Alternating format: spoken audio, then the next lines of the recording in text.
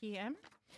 This meeting of the Seguin Independent School District has been duly called, and notice of this meeting has been posted in accordance with the Texas Open Meetings Act, Section 551.043 of the Texas Government Code.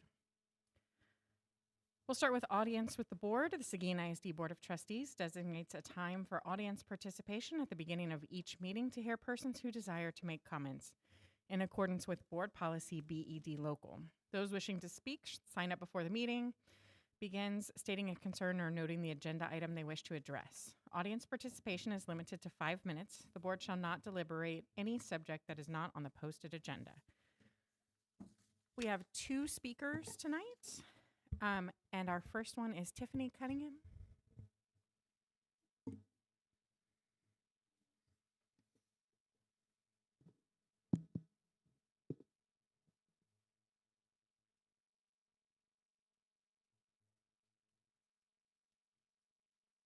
Good evening, board. Between $5,000 and $6,000. That's the average cost of an alternative teaching certification in Texas. Between 300 and 500 hours is the average time required watching modules online that make you want to shove a screwdriver in your ear. Let me put that into perspective for you. This certification would cost me 10% of my annual salary. And if I spent 2 hours every night, Monday through Friday, watching these videos that teach me how to be a teacher, it would take me almost 9 months to finish. Here's the thing. I took that money and bought stupid stuff for my stupid boxes that were used for incentives. I used it to buy candy to brighten my students' day. I used it to buy prom tickets and caps and gowns for students who couldn't afford them. I took those hours and put them into planning unforgettable lessons and going to football and volleyball and basketball and softball and baseball games and many other events that showed my students that I cared about them. That even if their parents didn't show up, Miss Cunningham would. That even though it was a Friday night and there were a million other things I could be doing, I was still there with a bedazzled bald head begging the student section to get up and cheer for their team. That's not something Texas Teachers of Tomorrow or any alt-cert scam is going to teach your new teachers. And if I could do it all again, knowing I'd still be standing here as a terminated teacher, I would, because I became part of something greater than myself, a community. When I was a freshman in high school, my parents abandoned me, and I was lucky enough to live in a community just like Seguin, where my softball coach always had an eye on my grades, where my junior ROTC instructor found me a safe place to stay, where my best friend's mom, the lunch lady, always made sure I had some good food. When I came to Seguin, I wanted to pay it forward, to help heal the 15-year-old me and make a difference in the lives of students that needed it most. And I didn't need a certification to do that. I'm grateful for the extra year you gifted me. It was my favorite year of teaching, but I refused to be a part of the alt-cert scam. It would have cost the district exactly $0 to give me a school district teaching permit after spending the last 4 years earning some of the highest scores on campus for my observations and summative evaluations. It would have cost me $78 for the teaching permit. They could have also given AJB's dance and theater coach the same permit, saving us thousands of dollars after already proving in so many ways that we are good teachers. And it would have satisfied the state certification requirements. Basically, this was a really bad vote that embarrassed me as one of your constituents. And I felt the rest of your constituents deserve to know exactly what you were really voting on. Anyway, good luck with the ingrown hairs. You'll get on your taints, except for you two. Y'all should be fine. But the rest of you, I hear that they are painful, so good luck. Thank you. All right, next, Mr. Ransdale, James Ransdale.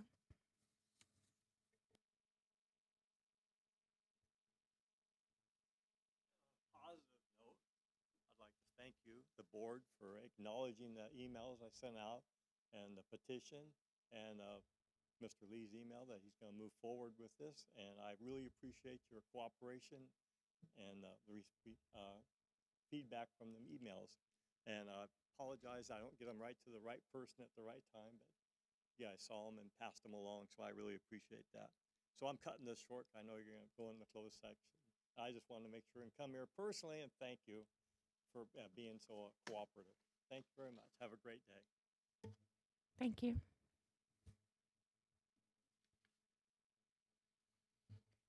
We move on to closed session.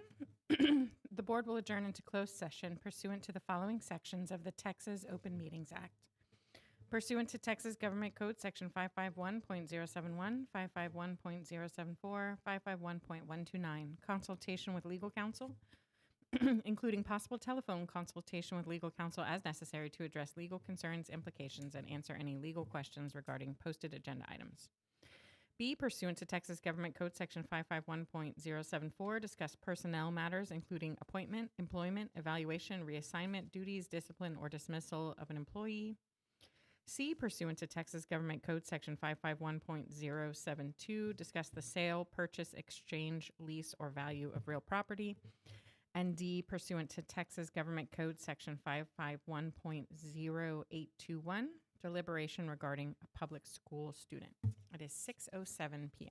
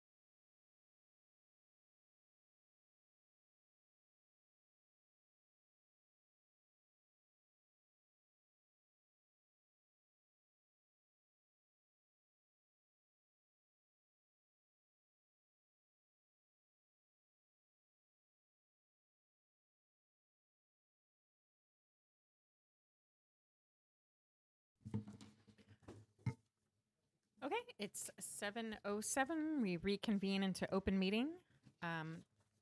There is no action. Moving on to number 5, pledges to the United States flag and Texas flag, followed by a moment of silence. Our student is 10th grader Ruben Bolaños.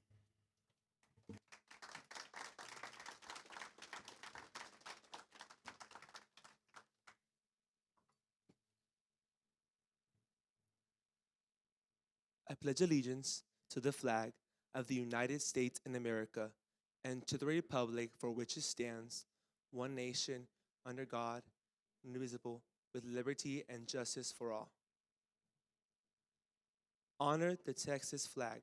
I pledge allegiance to the Texas, one state, under God, indivisible.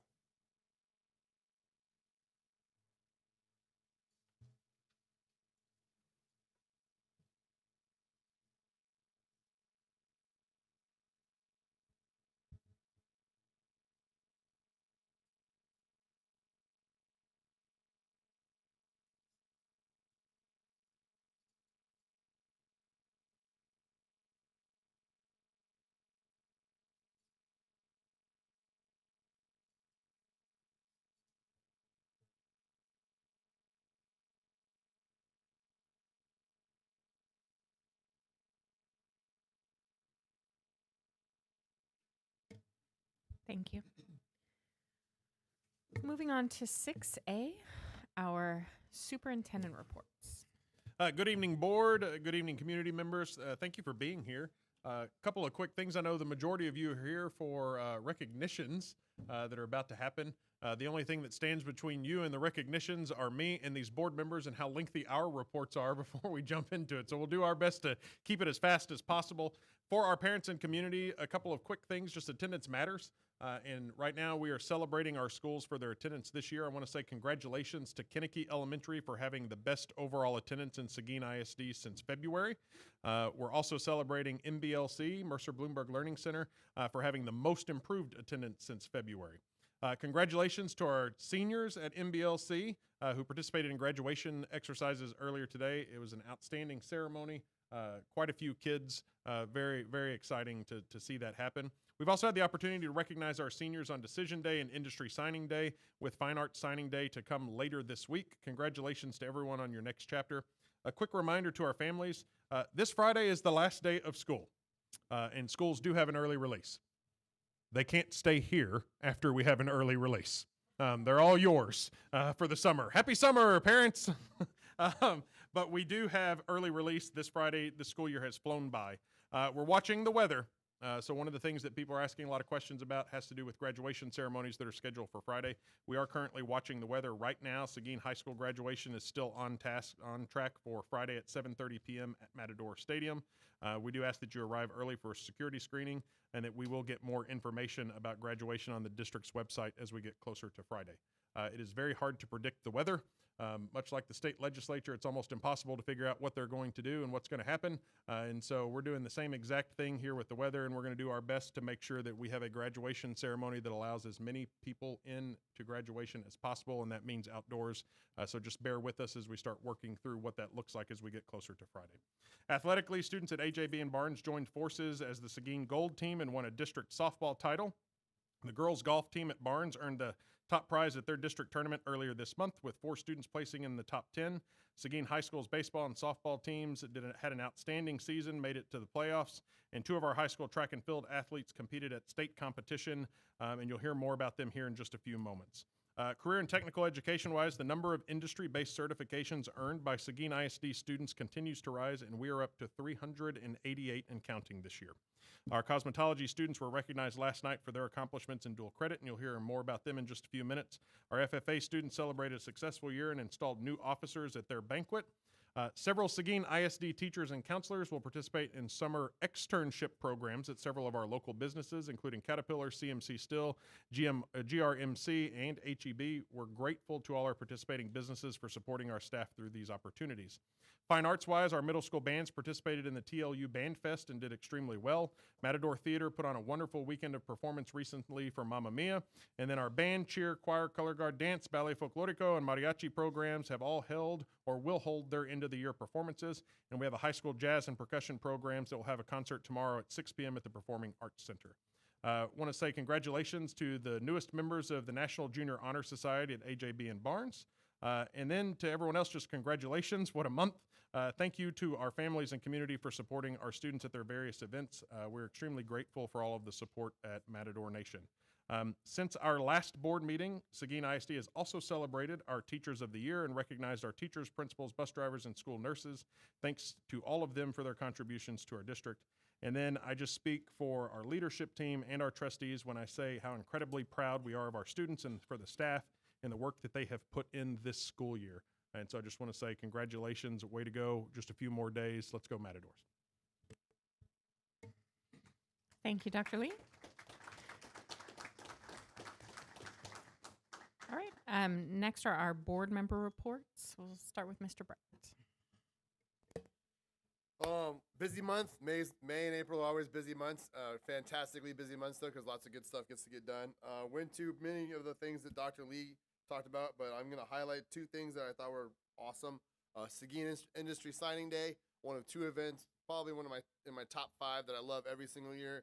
Seeing these young students who have worked for 4 years, got their certifications, and got hired right out of high school. That's awesome work by them, and that's true commitment to what they're trying to do, along with all the rest of our seniors who are getting ready to graduate, which we're very excited about this year. And then the other thing I thought was really awesome was the Chamber Teacher of the Year banquet. It wasn't just for Seguin ISD, it was for all of the Teachers of the Year, for all of the ISDs and charter schools in the area. And I thought that was really cool that our Chamber of Commerce recognizes those teachers and takes the time that night and celebrates them. So that's pretty fantastic. So those are my two highlights for this month. For me, several events. It's been a very busy month, but highlight for me has just been seniors. Just thinking back, Decision Day, Industry Signing Day, the ECHS banquet, and then MBLC graduation. I've loved hearing about what our seniors are doing with their Seguin ISD education and how they're moving it forward to become successful.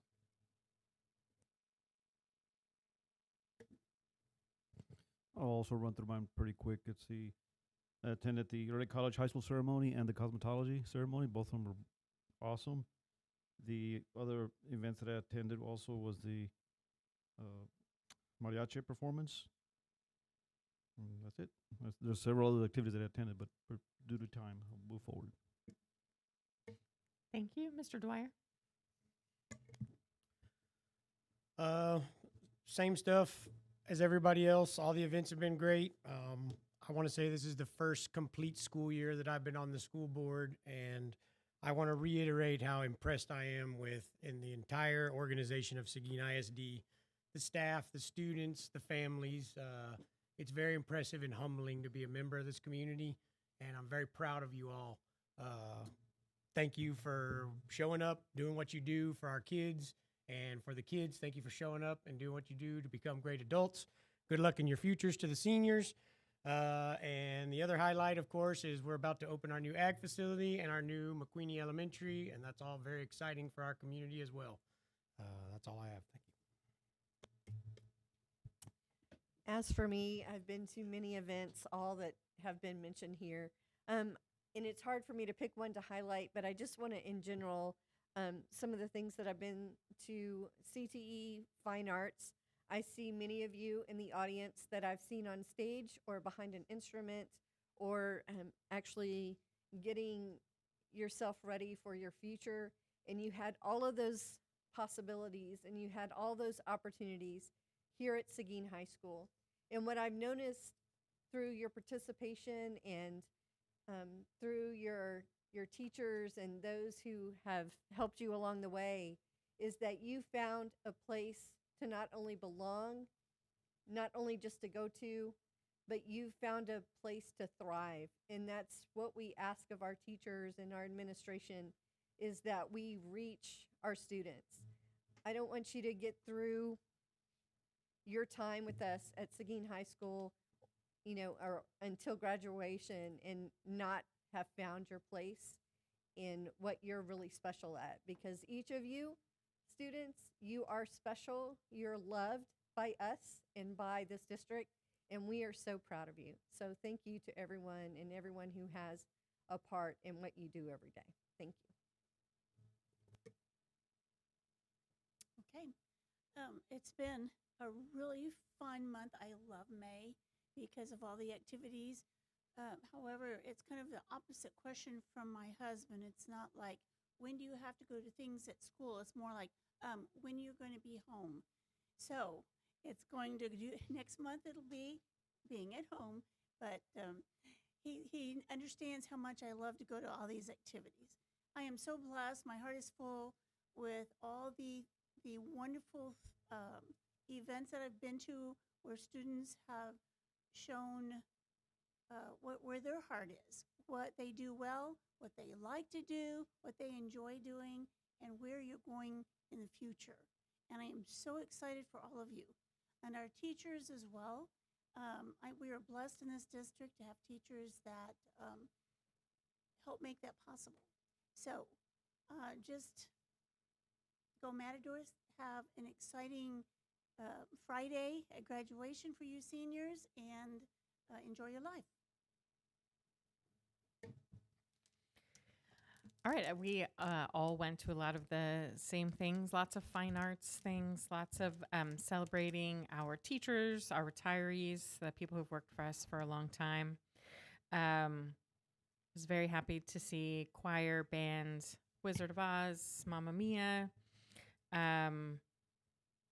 celebration of excellence. But the one I want to talk about is the senior awards. It was impressive to me not only how much so many of those seniors had accomplished, but how much the community was pouring into you. The total number of scholarships and different opportunities given was really impressive for a town our size, and I think we're really blessed to have the community holding up our students and having our students do the hard work to deserve all those scholarships. So that was one of my favorites. All right. Moving on to student, staff, board, and community recognition with Miss Emily Allen and Dr. Lee. President Crittenden, trustees, Dr. Lee, we have several presentations tonight, so let's see who all we have to call up.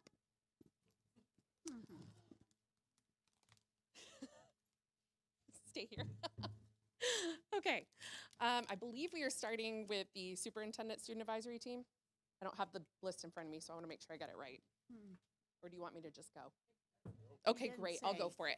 Okay, so tonight I have the honor of recognizing and introducing the secondary members of the superintendent student advisory team. These students from our middle and high school campuses provided feedback to Dr. Lee throughout the year and helped plan and run our Matador Movie Bash. Students, when I call your name, please come up and receive your certificate. Seniors will also receive graduation cords. Once everyone has passed through behind me to meet our trustees, we'll take a group picture here at the front. Let's begin with students from AJB. We have Penelope, Emma, and Cameron.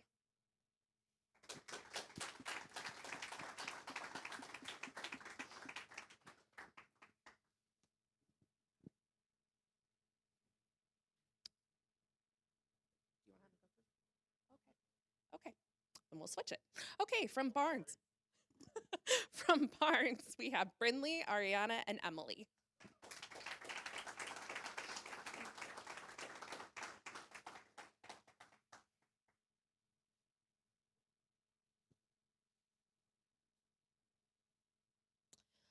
From MBLC, we also had Malachi.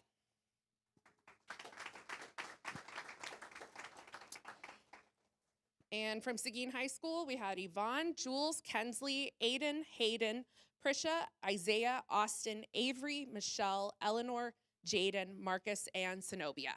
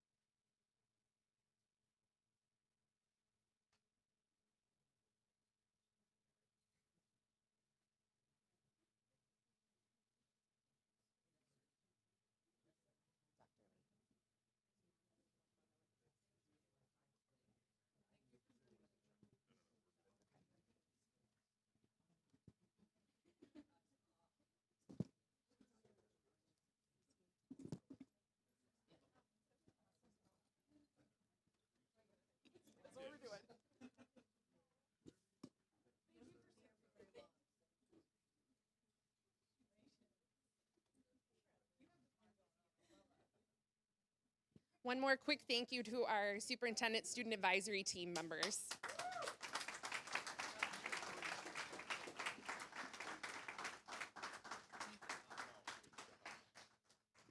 Now I'd like to recognize our early college high school seniors, all of whom will receive an associate's degree from St. Philip's College on Thursday morning in the Alamo Dome.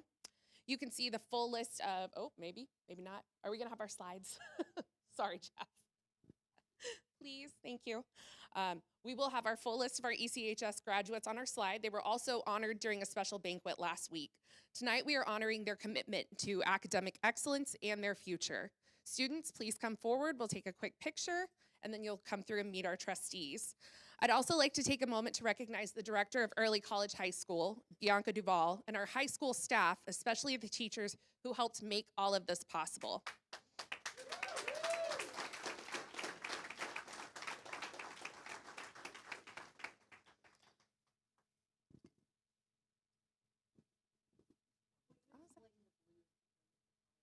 Oh, yes. I apologize. That was very remiss of me. You'll notice that our graduates are wearing blue. That is for their college, for St. Philip's College, not New Braunfels, clearly. Sorry. Thank you.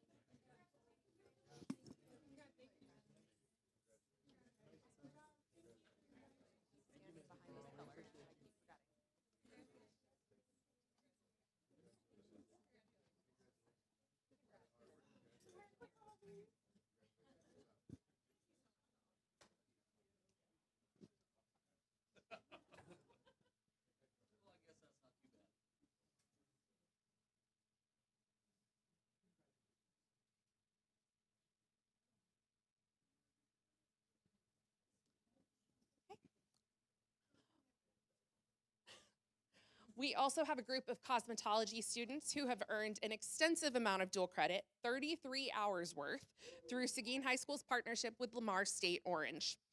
18 students have completed the requirements and earned these credits. At this time, I would like to invite any of the cosmetology dual credit students who are here to come up and we'll take a photo. Then you'll meet our trustees. We also have their teachers here tonight, so thank you to Israel De Leon and Linda Guerra for their hard work in providing this amazing opportunity for our students.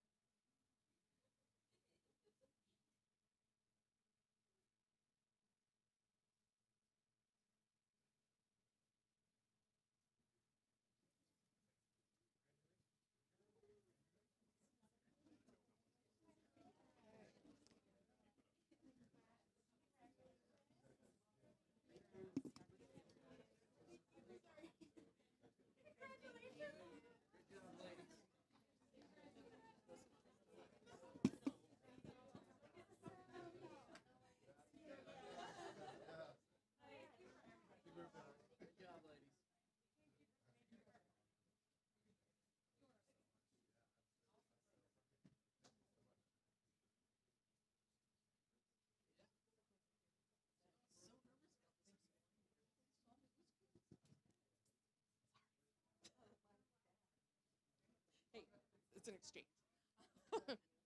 President Crittenden, Dr. Lee, and trustees, we also have 2 students who qualify for the UIL state and track field meet that was held this past week.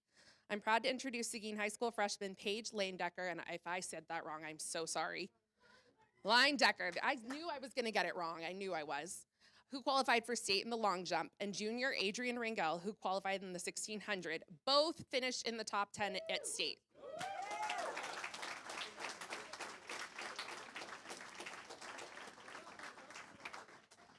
And while they're taking a picture, I also want to mention that our high school track and field head coach, Clifford Cruz is here.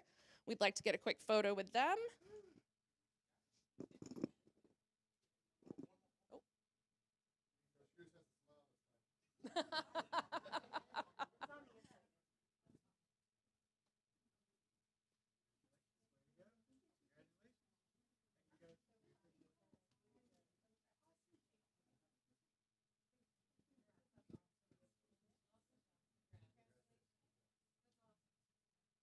Congratulations to our state qualifiers, as well as the entire Matador track and field team.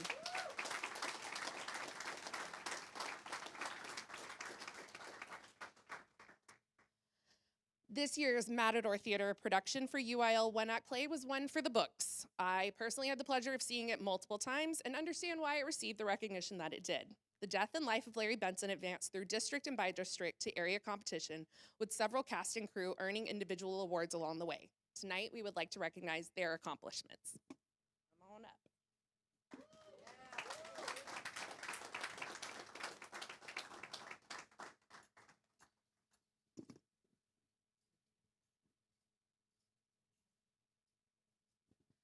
Their theater director, Lydia Robles, could not be here this evening, but we're proud to have Timothy Luna here as well.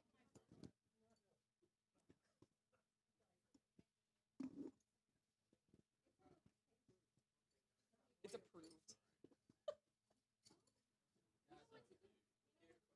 I was gonna say.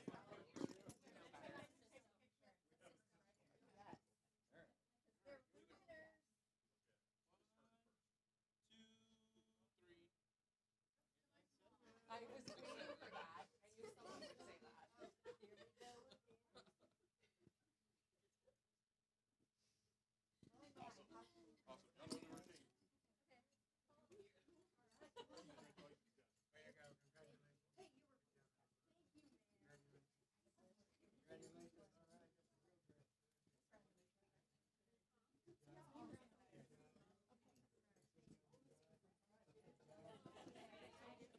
Have your mom send it to me. Have your mom send it to me, because I will not remember. I'm so sorry. Thank you.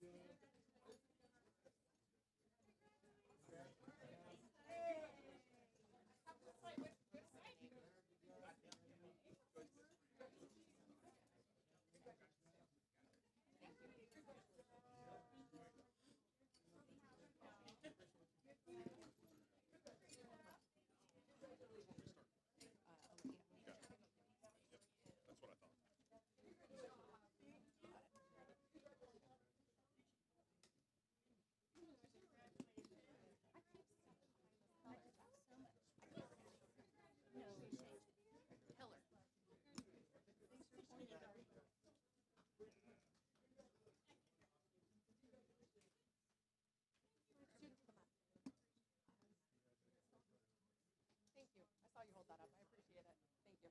Thank you. Sorry, while we move to the right slide. Stand by. Okay, we good? Okay. President Crittenden, Dr. Lee, and trustees, we are going to show you our Student of the Month video, and then I will introduce both of these young ladies.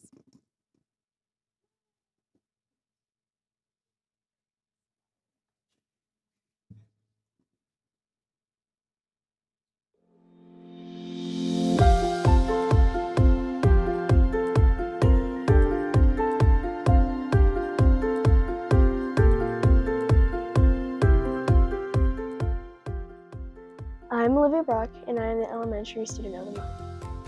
Can you guys help me congratulate with your biggest cheer our Elementary Student of the Month, Olivia Brock.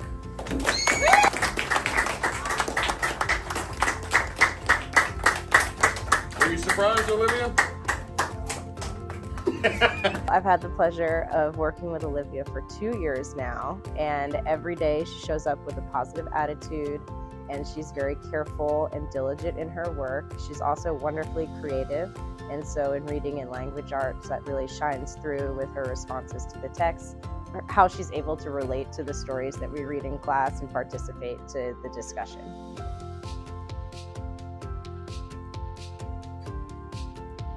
I would love to be an electrician, a lawyer, artist, or poet. Yeah.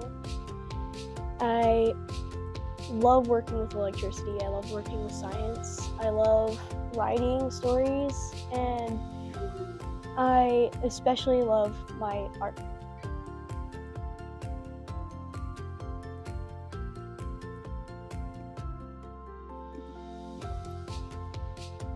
My name is Brooke Newbolls, and I am the Secondary Student of the Month. Our Secondary Student of the Month, Brooke Newbolls. Come on up, Brooke. You had no clue it was you, right? Well, congratulations. Proud of you. Proud of what you accomplished. Brooke is an amazing student. She's very involved with the art club. She does a lot in our community, painting murals for the American Legion and for local businesses. She is a top student, and so she's involved with academics as well. And she's just a great, great kid.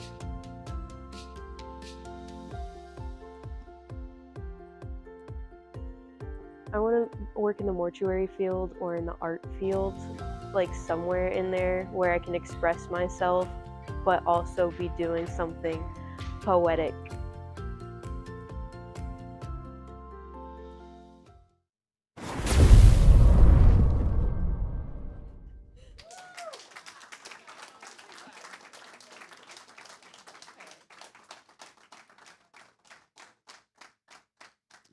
Okay, I'm not sure that both of them are here, but we'll find out. Please help me welcome our Elementary Student of the Month, Olivia Brock from Vogel Elementary.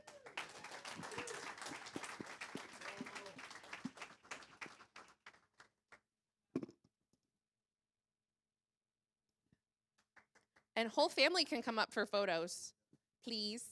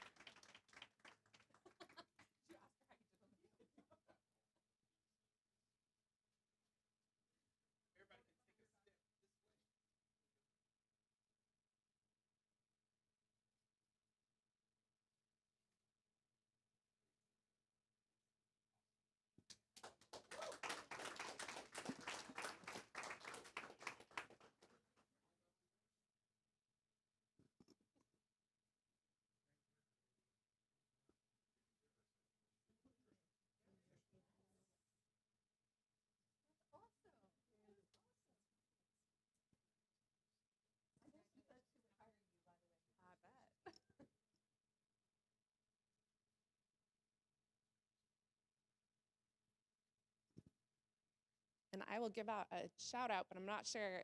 Is Brooke Newbolls here? No? All right, we'll make sure she gets everything. But yes, let's go ahead and give her a round of applause.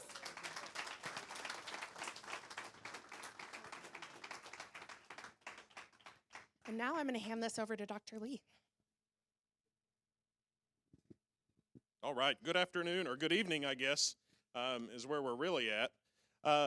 Board, you don't get to see it when we do the Students of the Month presentation, but I start every presentation by saying the same thing. I have the best job on the planet because I get to do some pretty cool things, which is recognize people for the great things that they do across our district. And so each board meeting, a lot of our community knows this, we recognize someone for the outstanding work that they do across the district. And so I want to start by saying one of the best parts of this job is the opportunity to recognize people who make amazing things happen for our students, but who don't always get the recognition that they deserve. As superintendent, I'm grateful for those who work tirelessly to provide our schools with resources to help our students succeed. This month's recipient is certainly one of those people. We received nominations for the Superintendent Apple Award, and this one in particular said, I cannot think of another person in our department who has worked as hard to improve student outcomes this year. She is so kind, helpful, and hardworking. She truly embodies our values of students first always and growth mindset lifelong learning. During what is now her 7th year with Seguin ISD, this person has achieved several accomplishments that have or will improve outcomes for our Matadors. On top of coaching teachers, visiting classrooms, and leading trainings, this month's recipient also wrote and received a Seguin Education Foundation grant for dual language decodable readers, translated tests and documents in elementary math, reading, science, and social studies, created K through 2 Spanish phonics assessments from scratch, received their certification to lead Reading Academy for our dual language teachers. She also spends her mornings teaching in a dual language classroom to help a substitute. I think this part of the nomination sums up this person perfectly, noting she helps in the classroom not because she was asked, but because it is best for our kids. She is also described as having a servant's heart, and I wholeheartedly agree. Seguin ISD is better for having her among our staff. I am proud to introduce our May recipient of the Superintendent's Apple Award, dual language instructional coach, Mireya Gonzalez.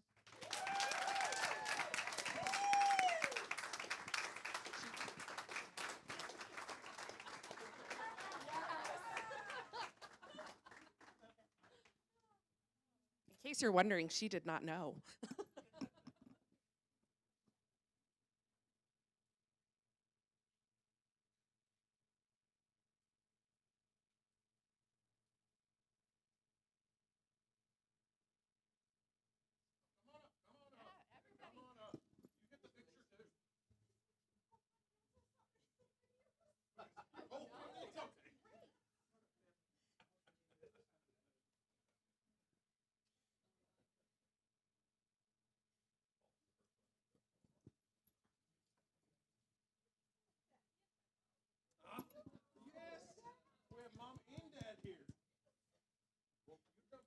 Get them right next to you.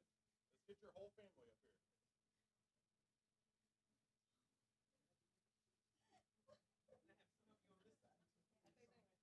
Balance it out.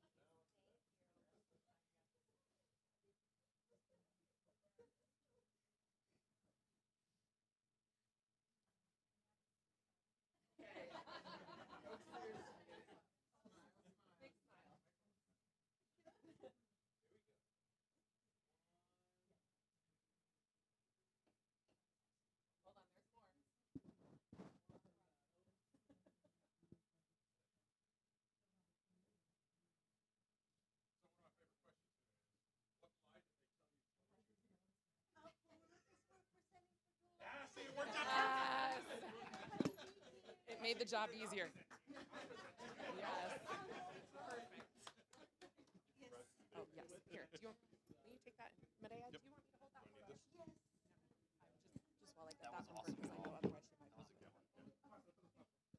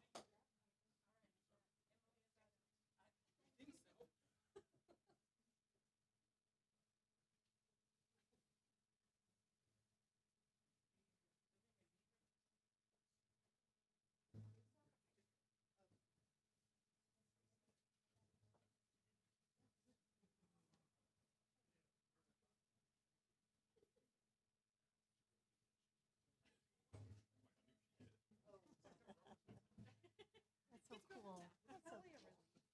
Another that was a great family. That was awesome.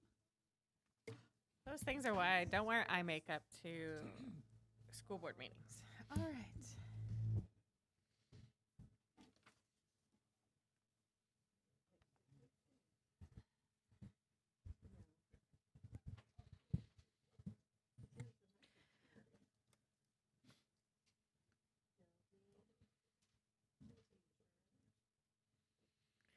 All right, Dr. Lee and trustees, I'm honored to introduce tonight's campus highlight as presented by Seguin High School.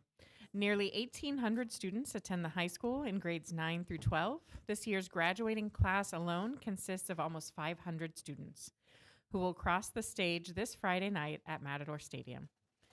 SHS Principal Beto Munoz will make tonight's presentation, which highlights student and staff accomplishments for the 2025-2026 school year and looks ahead to the administration's vision and priorities for next year. Mr. Munoz, the floor is yours.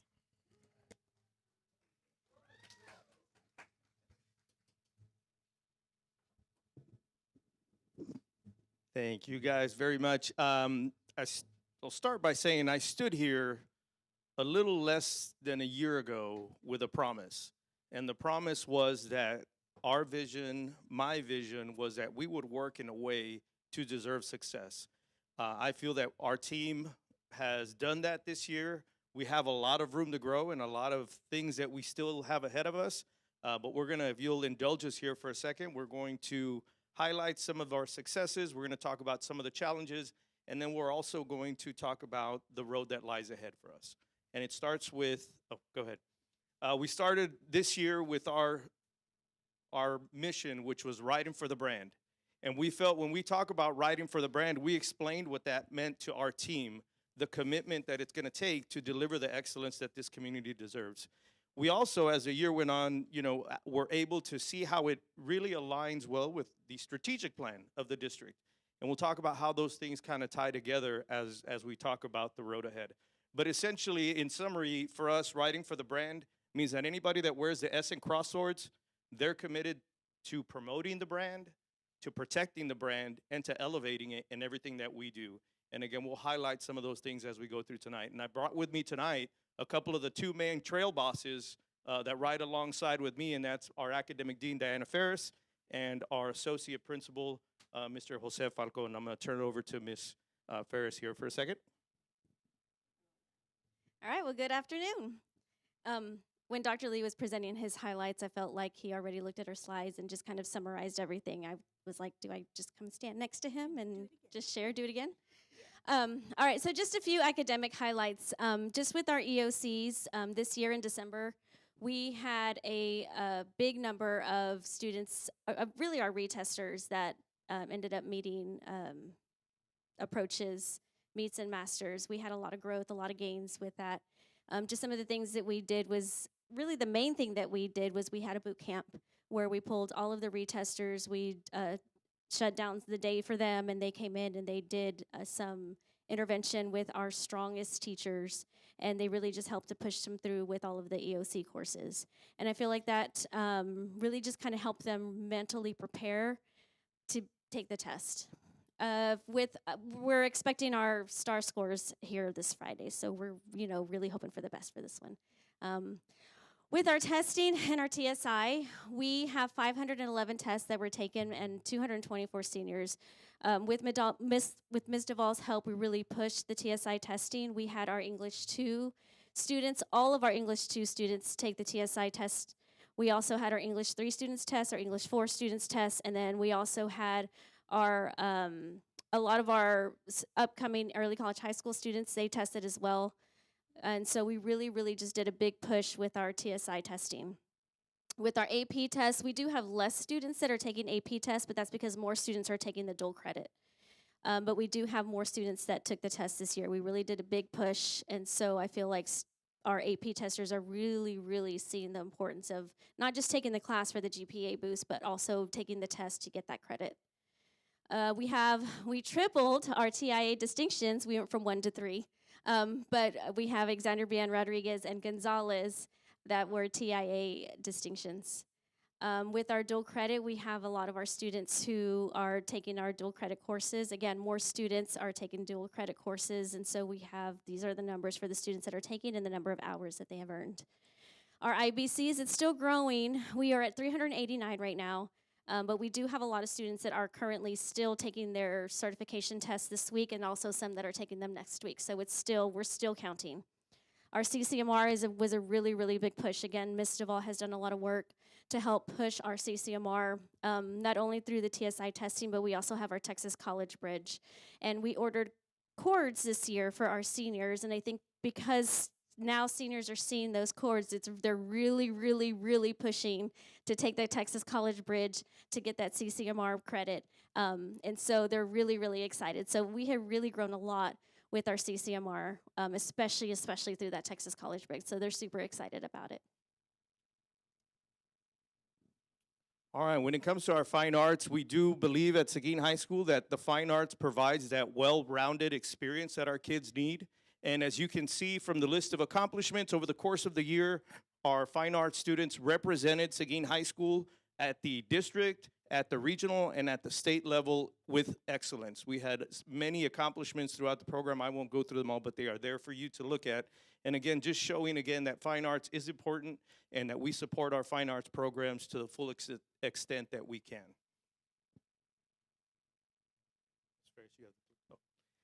Moving on to our athletic highlights. So again, we believe the athletic programs do provide a vital role in creating that school culture, that school spirit that often carries over into the classroom, into the hallways, into everything that we do.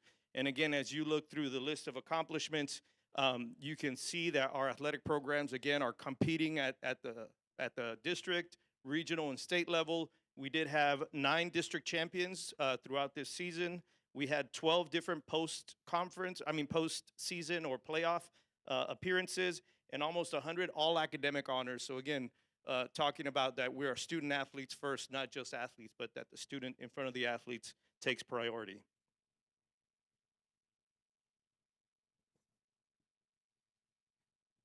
Now we go into writing for the brand. Some visuals here for you all. Starting with the first part where we talk about visibility, being in the hallways, being in the classrooms, being outside of our offices, and starting and greeting students with our new safety and security measures with our metal detectors, but also continuing that throughout every passing period and during classroom visits. That was one of our #1 priorities, to just make sure we're more visible on campus and then supporting our staff and our students. And of course, the hardest working people, our support staff and our teachers. We had to ensure that we're celebrating them and letting them know how important they are to us at Seguin High School. So throughout the year, and that's just one picture, but we did many different things to highlight them and support them throughout the year. And one of my favorite things, the teacher voice. We started a guided coalition where we understood that we had to have our staff members and our teachers present at the table and ensure that they have a buy-in and a voice with regards to where we see our campus moving forward. So that's a picture right there where we did a lot of collaborating and speaking about where we're at presently, but where we're headed to improve student achievement and campus climate. And lastly, that picture starts where it all began at the beginning of the year with professional development. Mr. Munoz, we had our admin retreat and laid it out for us, the vision for the campus moving forward. And one of the things I remembered from that professional development is it's gonna take a lot of work, but we're ready for it. We've been doing that every single day. And that was for us admin, but moving forward with PD, we also continued that with district PD and campus PD throughout the year in order for our staff and our teachers to grow 1% at a time. And then next, of course, we can't do anything without our community and our parent engagement as well. We've had cafecito meetings in order for our parent and our community invited to share updates, ask questions, grab some snow cones at one event, so they were very, very appreciative of that. And with these partnerships, community, it's all for the students. It was for scholarships and ensure that they are also part of our student success. And lastly, the communication piece, the transition to Parent Square was a game changer because we're trying to over-communicate. We understand that the communication with our parents and our students is very viable to ensure that they understand what's happening at Seguin High School. And shout out to Mr. Munoz with that newsletter. Every single week he's sent it out. So that's a big plus for that. So that's how we've been ensuring that our community and parents are involved.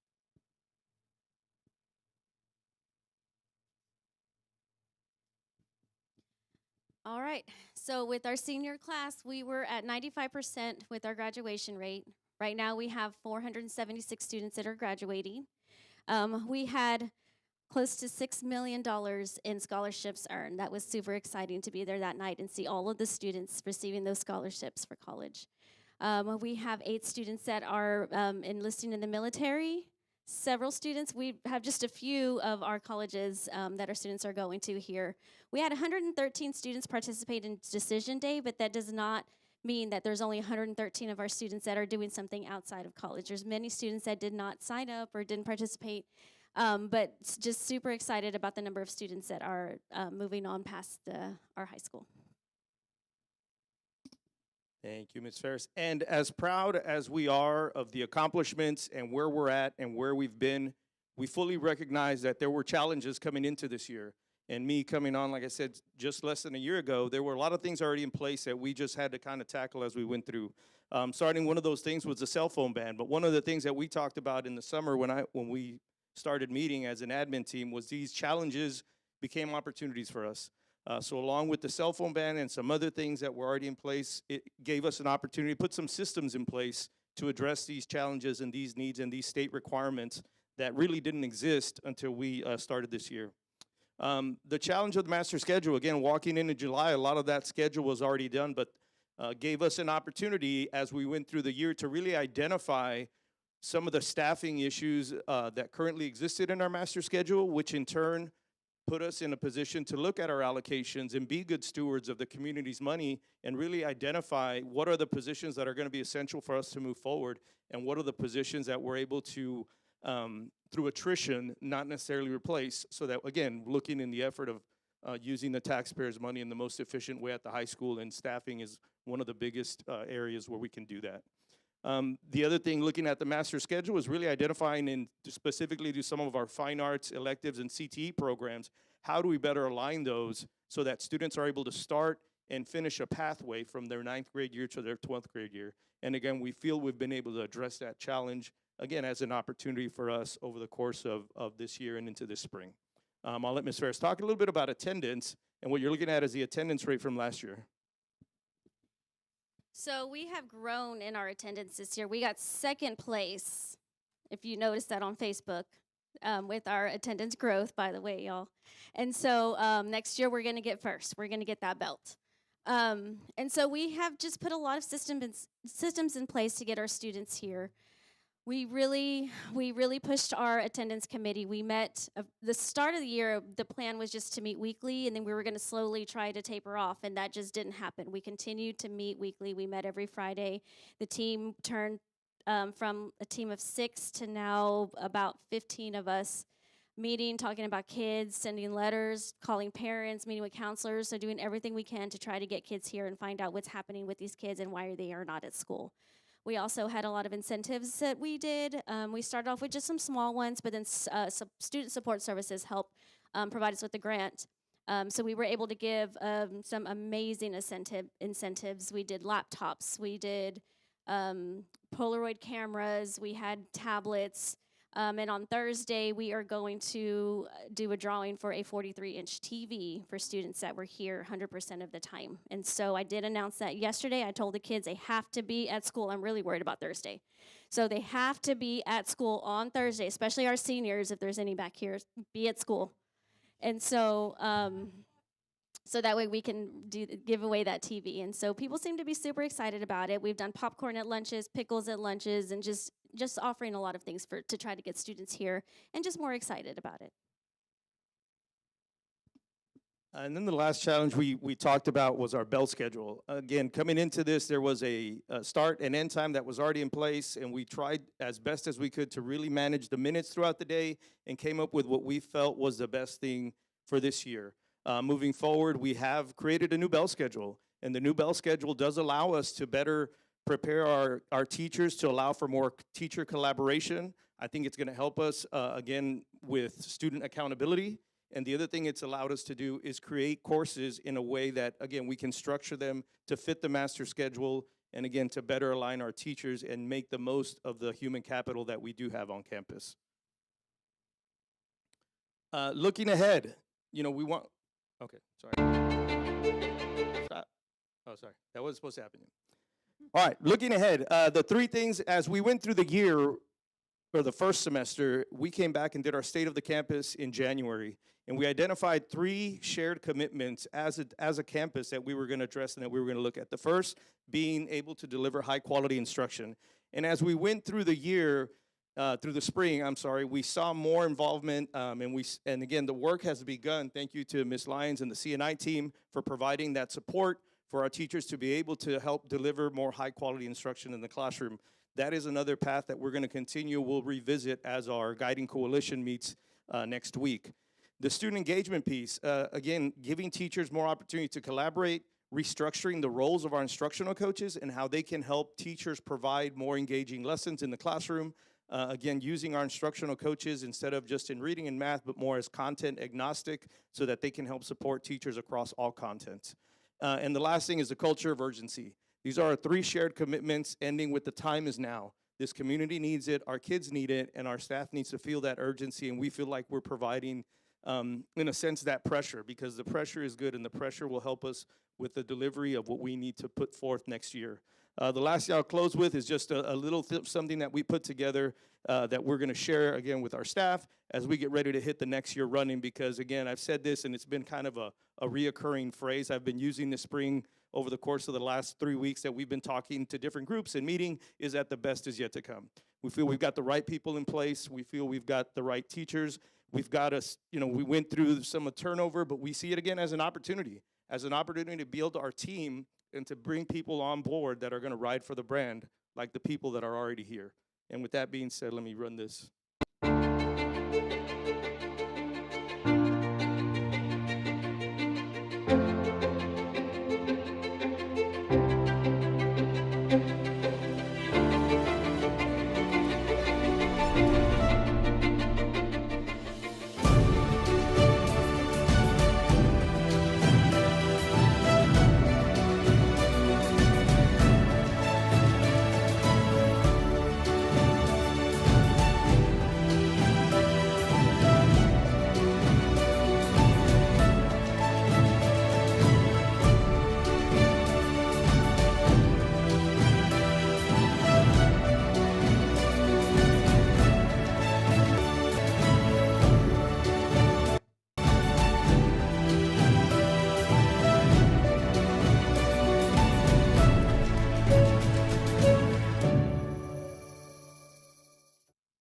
As again, I thank you for allowing me to serve as a principal at Seguin High School, and the promise is not done. The work continues on a promise made. So thank you.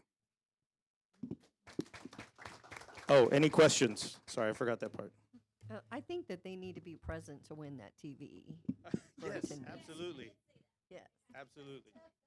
I had 2 comments I wanted to make. Is that one, I just want to acknowledge I am so excited to see the strategic plan being incorporated into next year, and excited for what that strategic plan is going to do with all of our schools incorporating that. So huge kudos for that.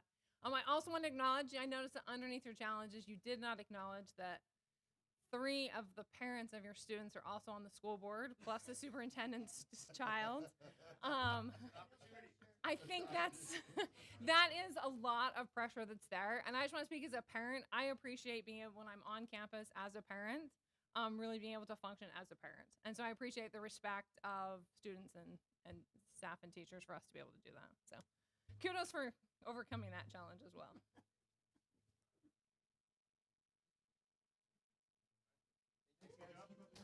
Thank you.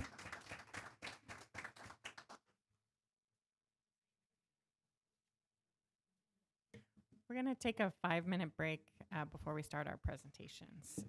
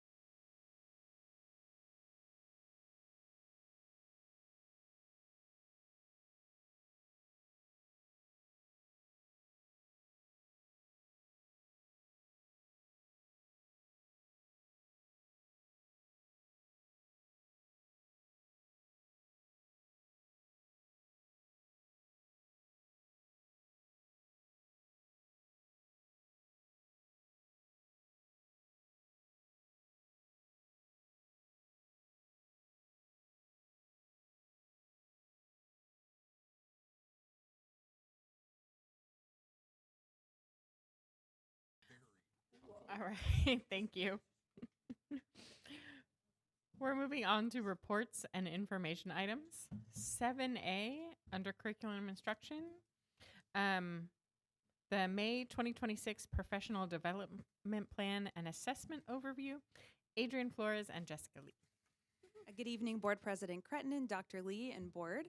We're excited to present to you tonight our professional development plan and some information about what assessment looked like this year and changes to come. I'm sorry, my name is Jessica Lee. I'm the District Testing Coordinator, and presenting with me this evening, Adrian Flores, one of the elementary curriculum coordinators.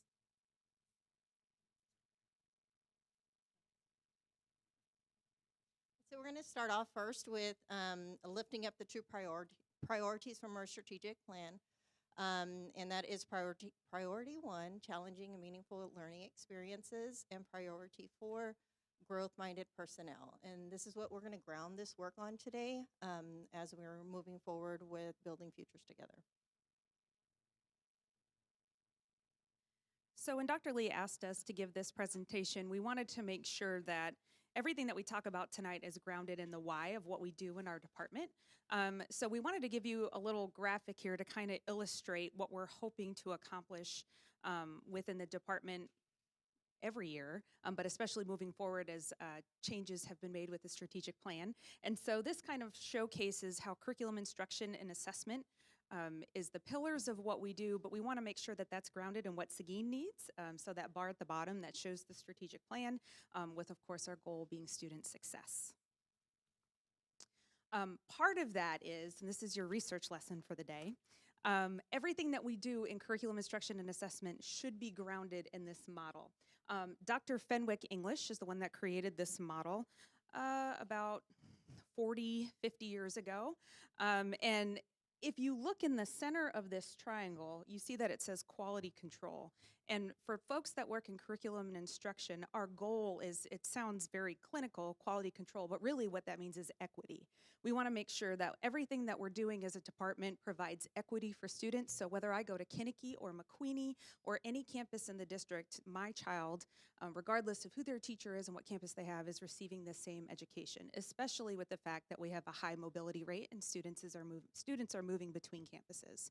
And so we just wanted to include this because this shows really the work of what we do, making sure that the written, taught, and assessed curriculum all works together in tandem. And our job in our department is to make sure that that's written down and clarified, trained for teachers so they know what to do with that goal of equity, making sure that all students receive that great education. So I want to start off with kind of giving you a quick glance of the Pillar 1, curriculum design and instruction, design and alignment, sorry. One of the things, a sneak peek, is we are going to be creating a comprehensive curriculum management plan. And a curriculum management plan, or CMP, is a formal strategic framework that kind of governs our instructional goals. This will provide kind of, as Ms. Lee said, equity and continuity for every student in Seguin ISD. And part of that work is we're going to go into and really define what the 3 pillars are, what it looks like from in every classroom, kind of our operating manual, you could kind of say. So that first part, pillar 1, is really getting to know the what we're teaching. And that step 1 is really understanding our standards, and that's our Texas Essential Knowledge and Skills from the state of Texas. And then with that, we have the blueprint, our scope, our sequence, and our year at a glance of how we are progressing through the learning throughout the year. And then step 3 are the tools, modeling lessons, high quality instructional resources. And again, all of this is going to get really scripted out. Our manual, the curriculum management plan, will have all this kind of laid out. We're in the beginning stages of creating that right now.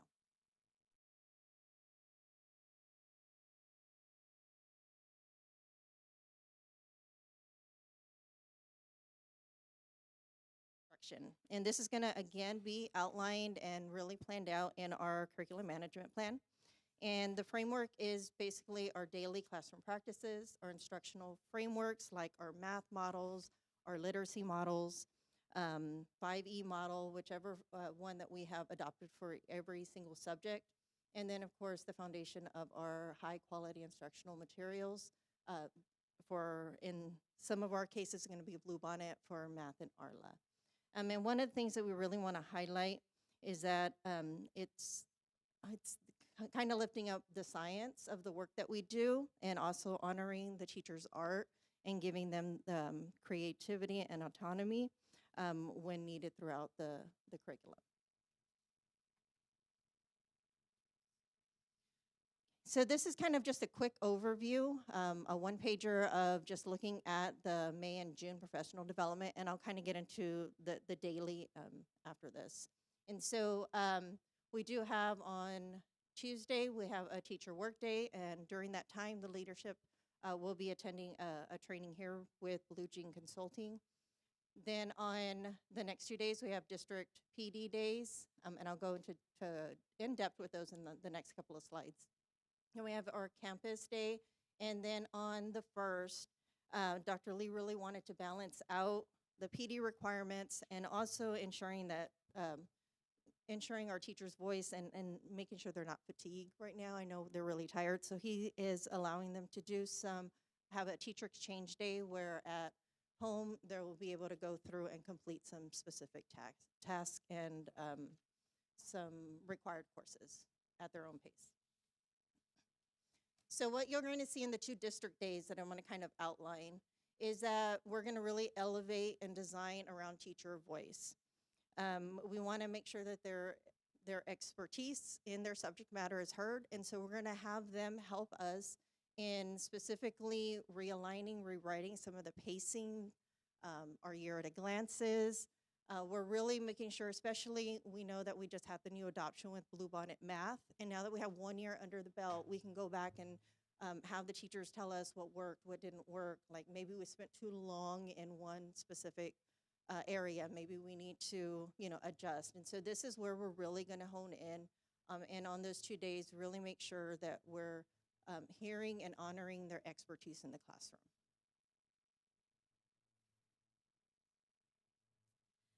So Adrian mentioned our frameworks, and as part of the LIFT grant, part of the work that we have to do as we adopt Bluebonnet reading is the literacy framework.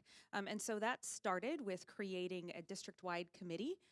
So we spoke to our campus leaders, and they nominated folks from all their campuses. So every campus is represented on the framework. We have multiple teachers, multiple grade levels, from pre-K all the way through 12th grade. It's been amazing having this team together, seeing pre-K teachers and AP English teachers having a conversation at the same table today, which was incredible. And we have from teachers that are dual language, teachers that are special ed, so we really tried to cast a wide net of folks to come together. We also have our leadership team, the curriculum team, as members, as well as some principals, some APs, some instructional coaches, so really trying to get that varied voice. And part of that work started with a kickoff committee and explaining what our goal was, which is to write a literacy framework for the district. The next part was to train our team in the reading RBs, which are research-based instructional strategies for reading. And those are foundational skills, complex grade level text, knowledge coherence, and text-based responses. Carnegie could have done that training, but I had actually been through the training in my previous role as a curriculum director, and so I offered to train our team. So I took a 2-day TEA training and condensed it into 2 hours. And we had a little drive-by training of the RBs. So I was able to do that for our literacy framework team, but then also for our leadership team during SILT, just so people could get their feet wet. They're going to get lots more training, by the way. But this was really to get their feet wet to do the work of writing the literacy framework so they could understand that everything that we do, we want to be grounded in the most recent research of what are the best practices in teaching reading. So after we gave them that training, then our Carnegie folks have been guiding us through the process of writing a framework.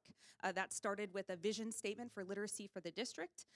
It then went to belief statements about the RBs, so talking about foundational skills, which is how we teach kids how to read, writing what we believe about that as a district. We then moved into the stakeholder pieces, so it's talking about what are the stakeholder actions, the board. What is the board's actions as part of that? What is our principals, our district leaders, our teachers, our students, our families? What are their action items as part of this framework? And then today we had a meeting before this meeting, and we were going through and grading ourselves using the TEA rubric, so going through that refinement process. And we have another meeting or two, and then at some point we're going to come to you this summer with a literacy framework that was worked on by all these folks in the district to take to you to approve.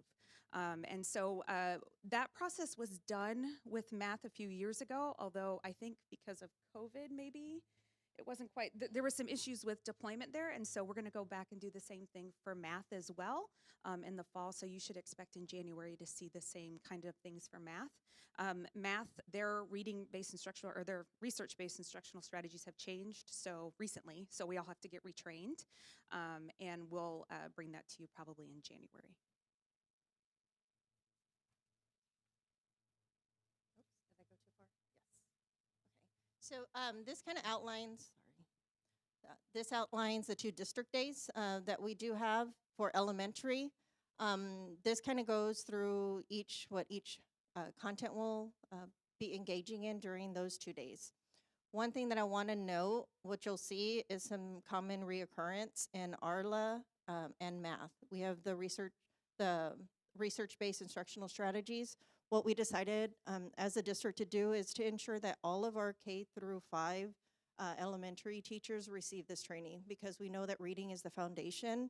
And so we want this new research that everybody's using across the district. And so if a teacher moves from 5th grade math and then a year later they go to 3rd grade and they have to do, or 2nd grade and do all self-contained, they have this tool and this research about the instructional strategies. And so we decided to go ahead and have all of our teachers K through 5 engage in that work.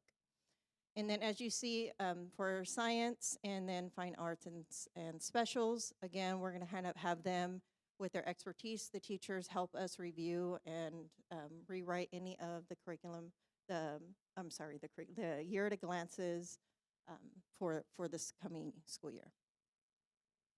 For secondary, you'll see that same kind of trend. Again, we're going to have our teachers engage, give us feedback, and help us with scope and sequence and pacing. You'll also see some other required trainings for our specific specials groups. Librarians will have their Texas Library Standards training. K through AP teachers will have first aid, CPR, along with, again, rewriting and giving feedback on their scope and sequence and year at a glance.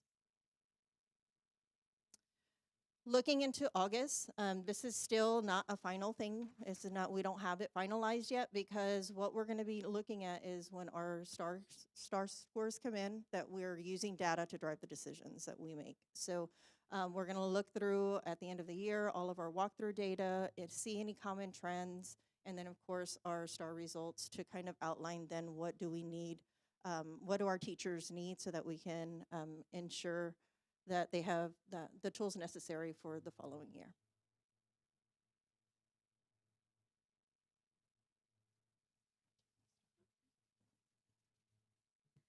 All right, now we're going to move into assessment overview.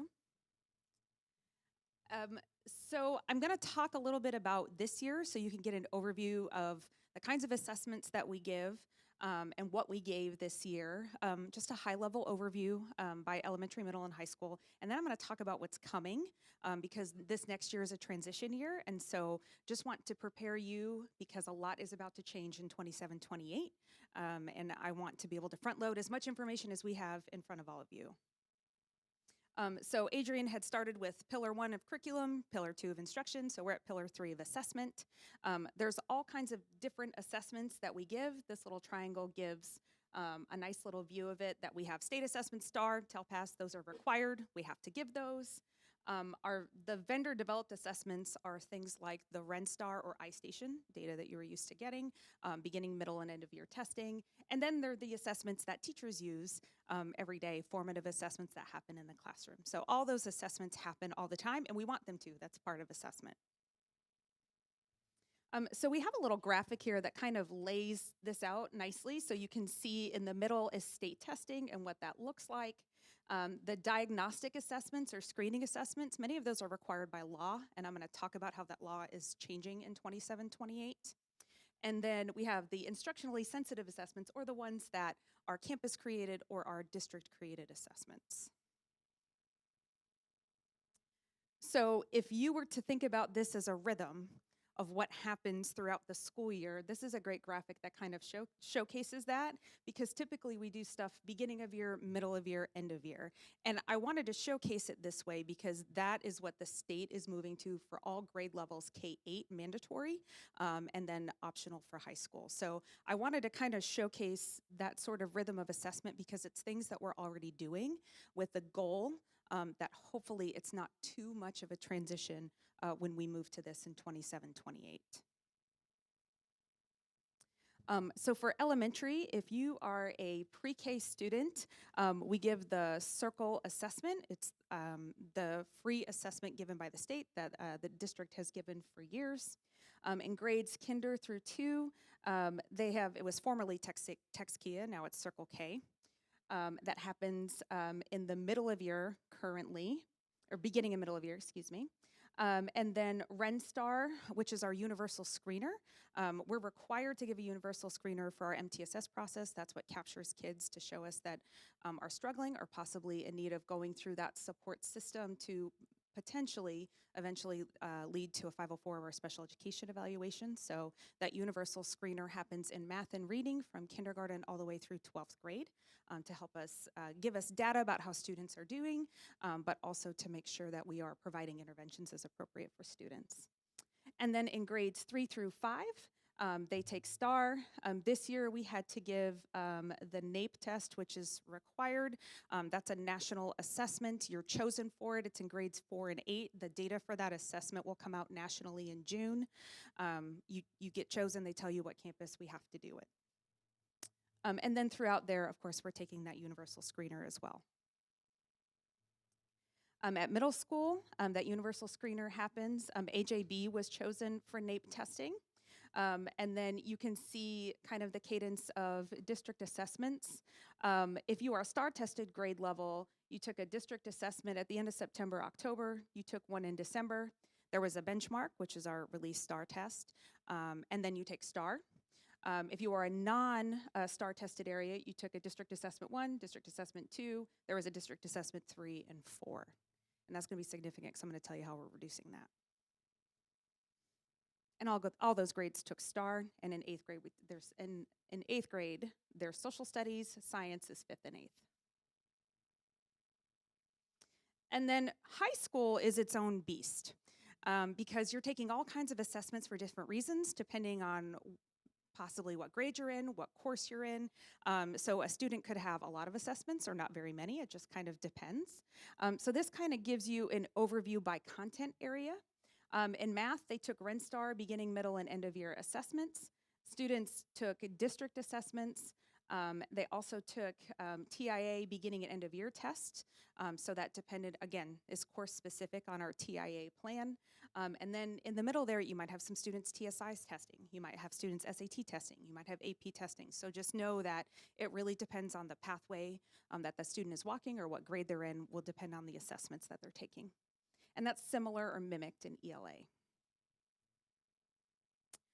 Science and social studies, they have that beginning and end of year tests for TIA, district assessments. If they're taking biology or US history, they're taking a STAR test. And then in CTE, we had beginning and end of year testing for TIA. Right now, we had 6 courses for that. And we are adding, sorry, I made some notes for myself here, quite a few courses, which is great because we want our teachers to hopefully gain TIA and be eligible. But I think there's at least 10 courses that we're adding there for CTE. And then finally, in the spring, there's the AP testing, and those dates are dictated by College Board. It's given to us the first 2 weeks in May. They tell us what time of day, I mean, all those things, that's laid out to us by College Board for AP. So to kind of sum up, especially TIA, because that can be confusing, I wanted to create something that very simply laid out what we do for TIA. So for pre-K, it's Circle K. For kinder, it is moving to Circle K. Sorry, pre-K is Circle, kinder is Circle K. RenStar Math and Reading will be for kinder through 2nd grade, as well as 3rd for next year. And then in grades 3 through 8, it's either STAR, growth measure, or there's a district pre and post test if they're non-STAR tested. And then high school, it is either their STAR growth measure or it's a pre and post test in Eduphoria. And so Ms. Miranda has really helped to try to streamline that process for next year.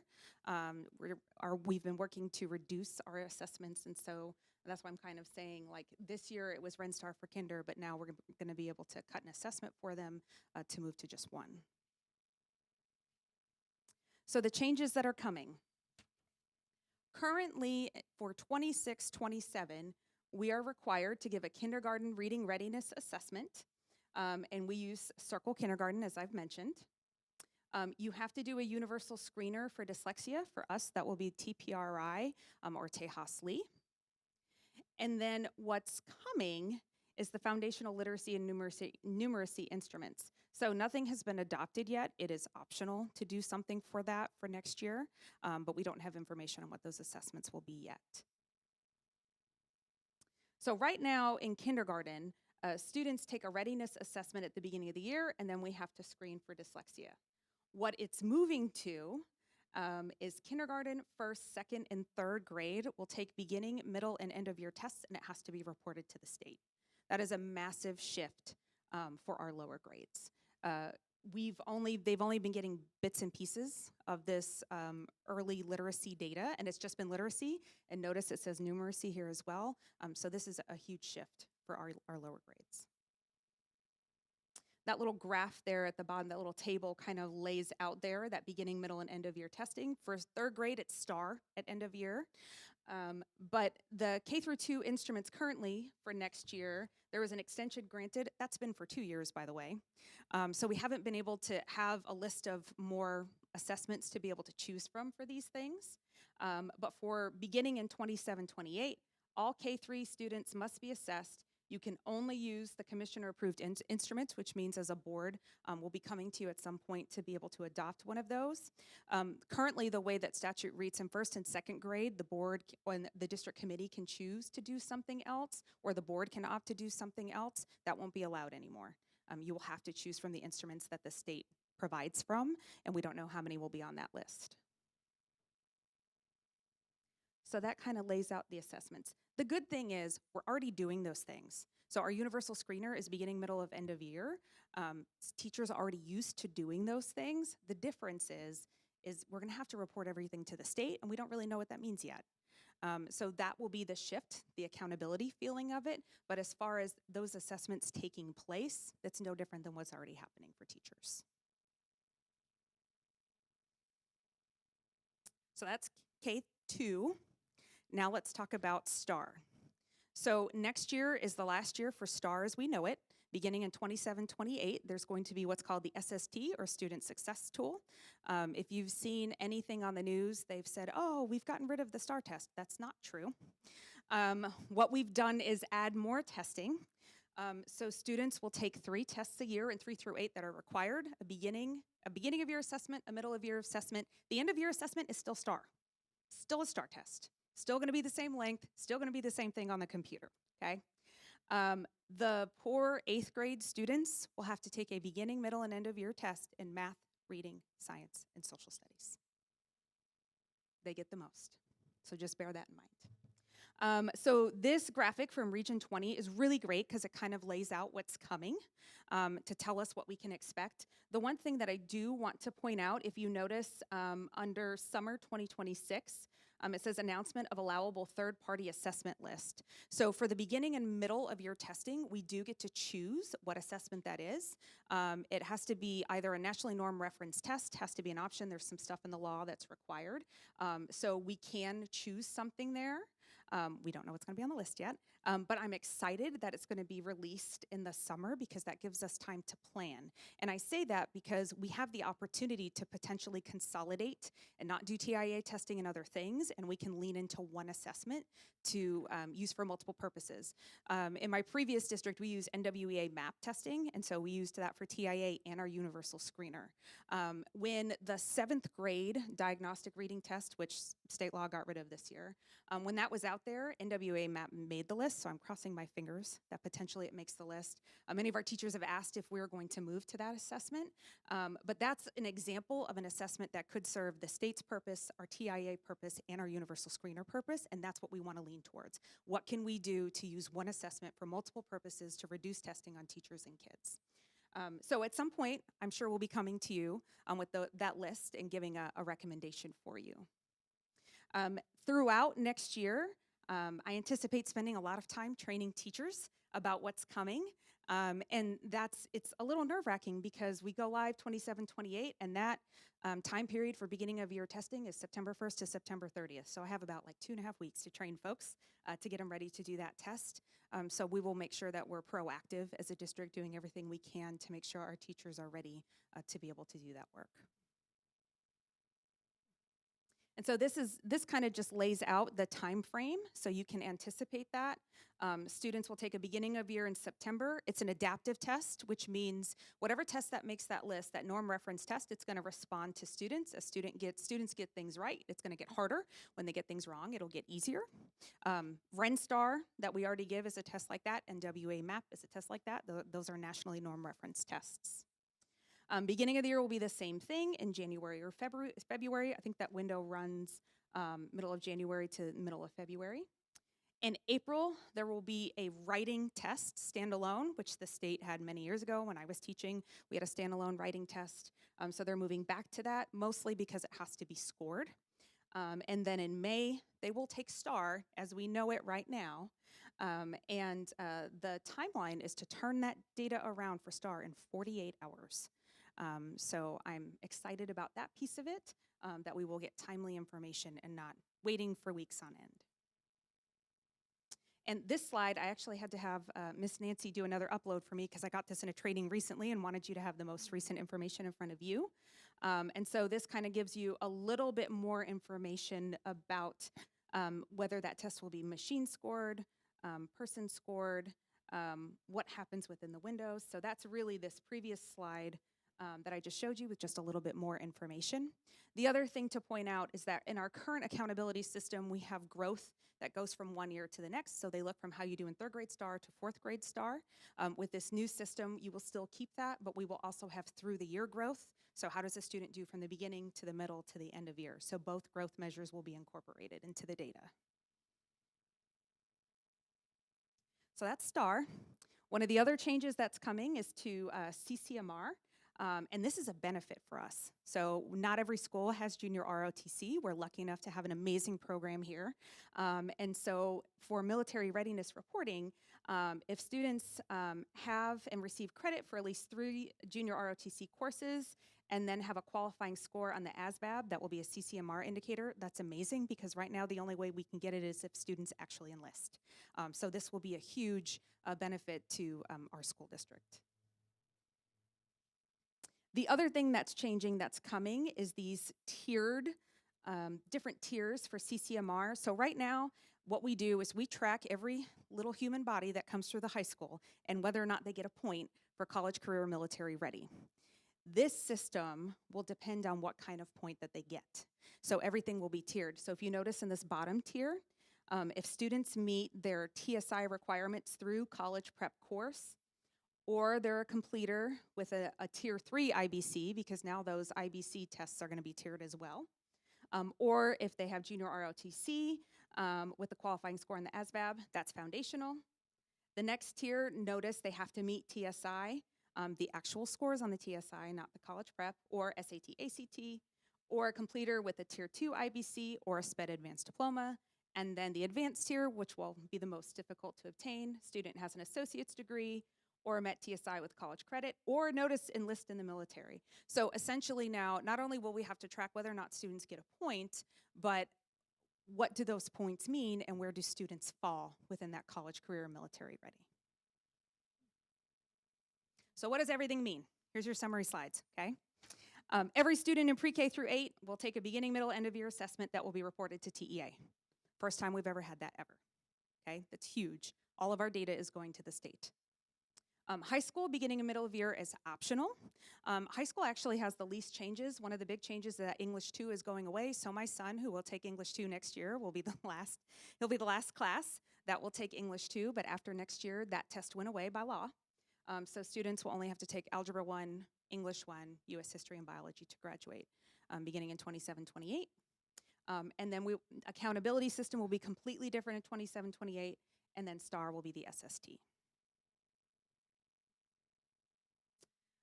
As far as assessments, as we've been planning and getting feedback and talking to folks about what we can do, again, to reduce that testing fatigue, we're looking to reduce the number of district assessments from 4 to 2.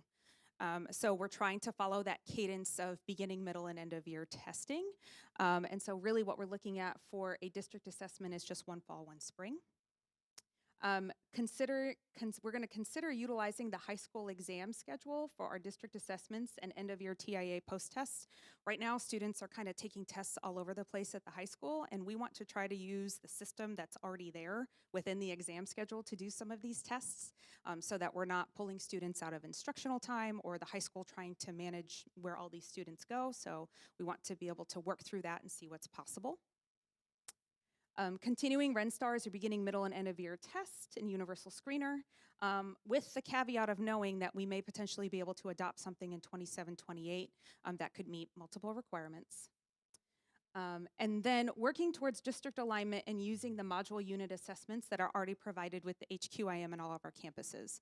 And I wanted to put that in front of you because beginning in 27-28, we will not be allowed to give a benchmark, which means we have no measure of knowing or being able to predict how we will do on STAR.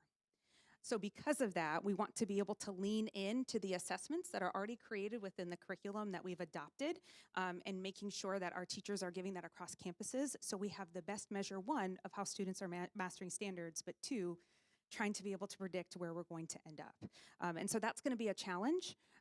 And that's why we want to start working through that this year with teachers, looking at the assessments that are within the curriculum, having teachers coming together to look at the length to see if we need to reduce a little bit, but coming to consensus so that we have all elementary 5th graders taking one assessment that's from their curriculum, that's a module assessment, that teachers say, yes, we feel good about this, it's a good length, to be able to have information to give the best instructional information to teachers, but then also the best instructional information for us as a district to know how we're doing in mastering those TEKs. So just coming back together and that curriculum and instruction alignment, you can see we're trying to really prioritize teacher involvement in these decisions and in the feedback.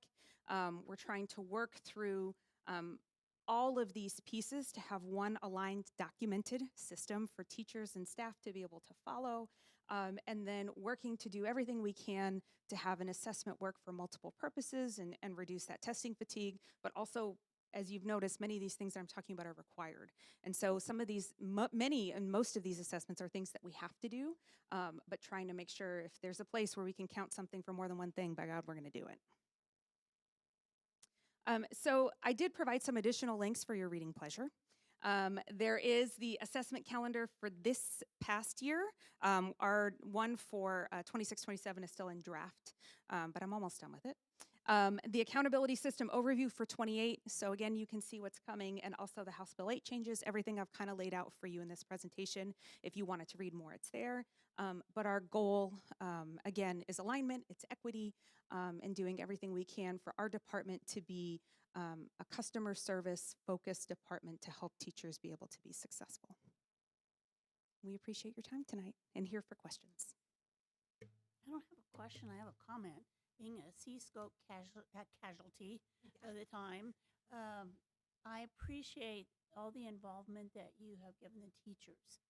and the ability to be creative and innovative in their classrooms and stuff. That means so much to the quality of education that we have. So I'm glad that you're putting that into all your thoughts. I think it's important when there are things that we have to hold tight to, and then there's things that we can give teacher autonomy and voice to. And that's the great thing, as Adrian mentioned, about the curriculum management plan, because we're going to be able to lay that out to teachers. These are the things we want to hold tight to because that's what's best for kids. These are the things that are the art and science and the beauty of teaching, to be able to adapt to your classroom. And these are the things that you can do so teachers know really clearly, oh my gosh, I can adapt this. I can make this curriculum something for the kids that I'm teaching, which is what we want them to do. I have a question going back to the very beginning of the presentation, talking about the professional development days, that it looks like they're really structured towards preparing for next year. What does that mean for new teachers coming on board for the 26-27 year and also new to the district teachers? How? is there a That'll fancy be in update the on August PD, and then we have the new teacher academy, and Miss Van kind of outlines that for that. I think it's a whole week before we come back, and they'll have that. They'll make sure that they have all the So professional. they will get development. all of that. Oh just yes. Yeah, the goal is we want the people who taught the curriculum this year to be able to have voice for how it's paced for next year. And so that's why we kind of put all of our eggs in that basket of let's get everybody's feedback. Let's have teachers be able to tell us like, hey, we really needed 8 days and not 10. Or we're trying to really account for how many instructional days do we really have in a school year. So for example, I was reaching out to technology and I said, tell me when Chromebooks are deployed. Okay, so I get 4 days. HAB has the first 4 or 5 days of the school year, they don't have any Chromebooks where our curriculum is digital. So when I'm working with secondary RLA teachers next week, we're gonna build in a writing boot camp the first 5 days because we don't have Chromebooks. So really trying to maximize our instructional time, and we want teachers to weigh in on all of that. But then that's work that people new to the district are gonna walk in, and we're gonna orient them to those documents that we make. That's amazing. Thank you for that. And then when it comes to reporting back to us, I'm sure you have that built into is how you're going to let us know how things are progressing. That was one of my questions about assessments, is that what can the board expect for the 26-27 year as far as assessment data? What data would you like? I have lots. I am a spreadsheet queen. There are lots of things available, and so the question really becomes, what kind of data is helpful to you? And I think in your conversations with Dr. Lee, I would be thinking about like, what information do you want to know? Like that's really because schools are data rich. I could give you mountains of data about all kinds of things. And so my thought would be, what kind of information is the most helpful to you, or the burning questions that you have as a board member, so that we can make sure that we're tailoring a presentation to the questions that you have and not data dumping you where you're like, I don't even know what I'm looking at. I would want to make something that is relevant to the questions that you have or the conversations that you're having. Yeah, one of the things that we'll also work through over the summer is like a data presentation. So specifically, data presentation calendar, specifically what gets presented to you when it's supposed to get presented to you. Will you see data on all of these things that were just in that presentation? Probably not. You can, if you ever ask for it, like we'll give it to you, but it's not something that would become part of a standard presentation every board meeting. What would be are some of those bigger rocks, those bigger items, that beginning of the year, middle of the year, end of year type data that shows progress as it happens. Some of the other things that are in there, I'm trying to remember, MTSS one. Like TSI, for example, we TSI 3 Yeah. times a month. You know what I mean? I could give, at the end of the year, we could give you TSI statistics over how many students tested, what it looked like. But if I gave you every month, it's just we're trying to get kids to test so they can meet the scores. And so that's why I mean, like, we really would want to know what information is the most helpful to you. Now, when this law changes, we have to provide beginning and middle and end of year data to you after every assessment. So beginning in 27-28, you will hear from us at least 3 times a year about those assessments that we're reporting to the state. With those assessments that are given this next year, will any of those count as the students' grades, or are they all one-off assessments? So we are working through the revisions for this year's handbook for assessment. So I don't want to answer something and then come to you with something different. I think it'd probably be better to make the revisions and then come forward to you to say this is the plan. Because we'll work with principals and folks this summer to be able to make those revisions. So I don't want to say something wrong. Just had a quick question on the beginning of the year test, for example. It says that they're going to shorten the time. So then will the teachers get the results within a week or 2 weeks? 48 hours. They'll receive it Wow. within 48 hours. Yeah, it's amazing. With our RenStar assessments, for example, we get it back within 24. And so when we give those assessments, teachers get the data pretty quickly at their fingertips. And so the one that will take a little bit is that writing test in April that will be static because it has to be scored. But these two, the beginning of the year and the middle of the year, are going to be built up to the end of the year test. Yes, and that's the thing. Like we don't. Let me go back to this slide here. So if you notice, school year 26-27 on this slide, it says implementation roadmap for test coordinators, test design blueprints, and rubrics. That's what we're waiting for. So I don't know. For example, science and social studies, this is where it gets interesting. Like they're going to have to take these beginning and middle of year tests, but then that would require a specific scope and sequence. And so I'm curious, are they going to tell us this is the order in which we need to teach things? Because biology, for example, can be taught in 2 different ways. There's 2 different scope and sequences, and you have to choose as a district which one you're going to do.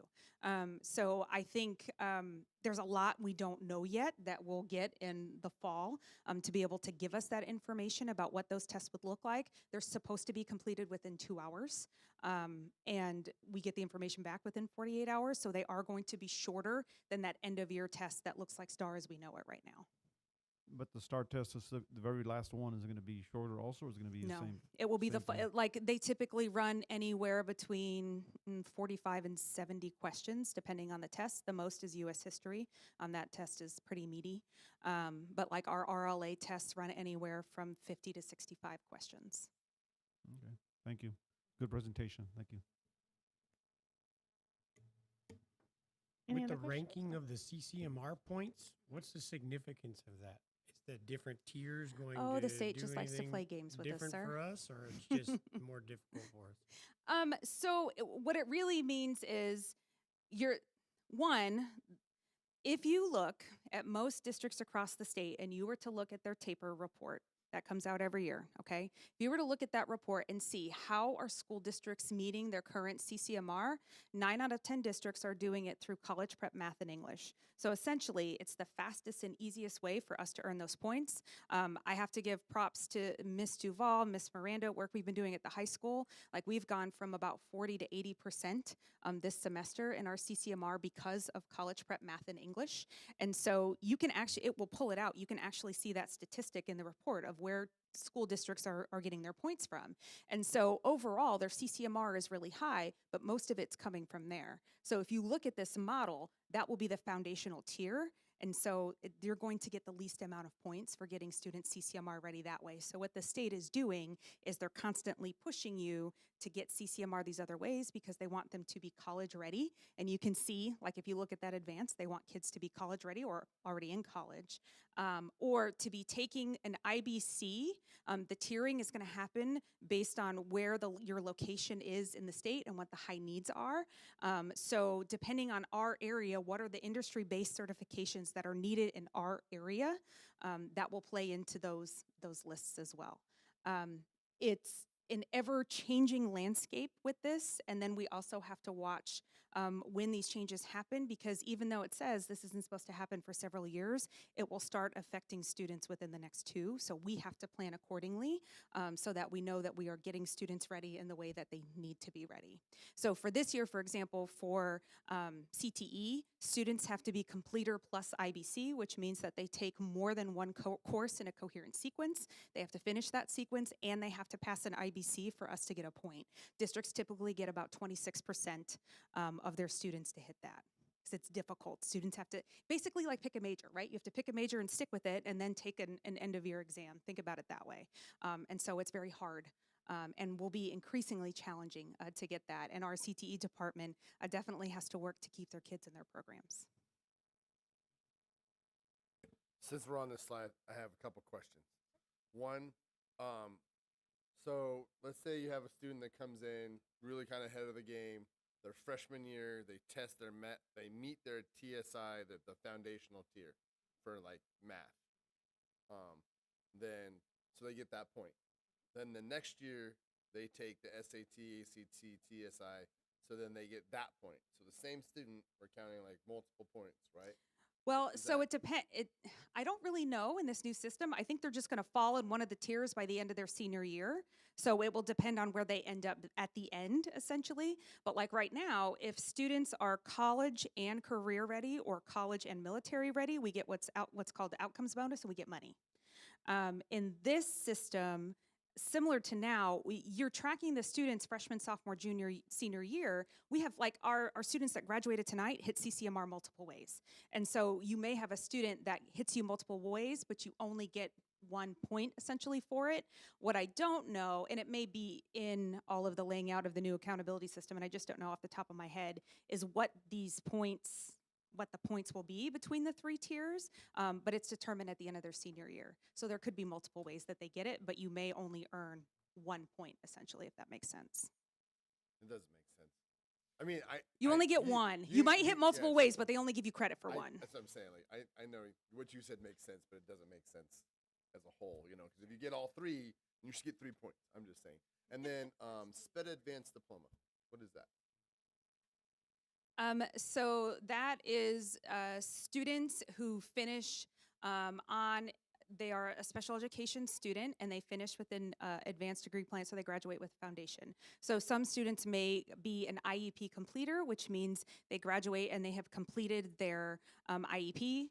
I actually don't see that up there, so now I'm curious to know where that's going. But that's a current way that we can get it. But the advanced diploma means they graduate as distinguished graduate, or they're graduating with on a foundation plan with endorsement. They're not graduating with the minimum number of credits. Thank you. Anyone else? Okay, thank you so much. That was a Thank you. lot and very well done. So we appreciate you. All right. Next, our dual language programming. Mr.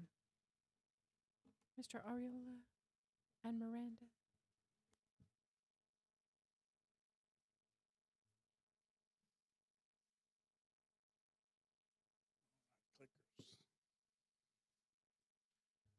Good evening, President Cranton, Dr. Lee, and Board of Trustees. My name is Robert Ariola, and I have the pleasure of being your multilingual director, sorry, the microphone, they're short, so now I'll have to do this kind of thing.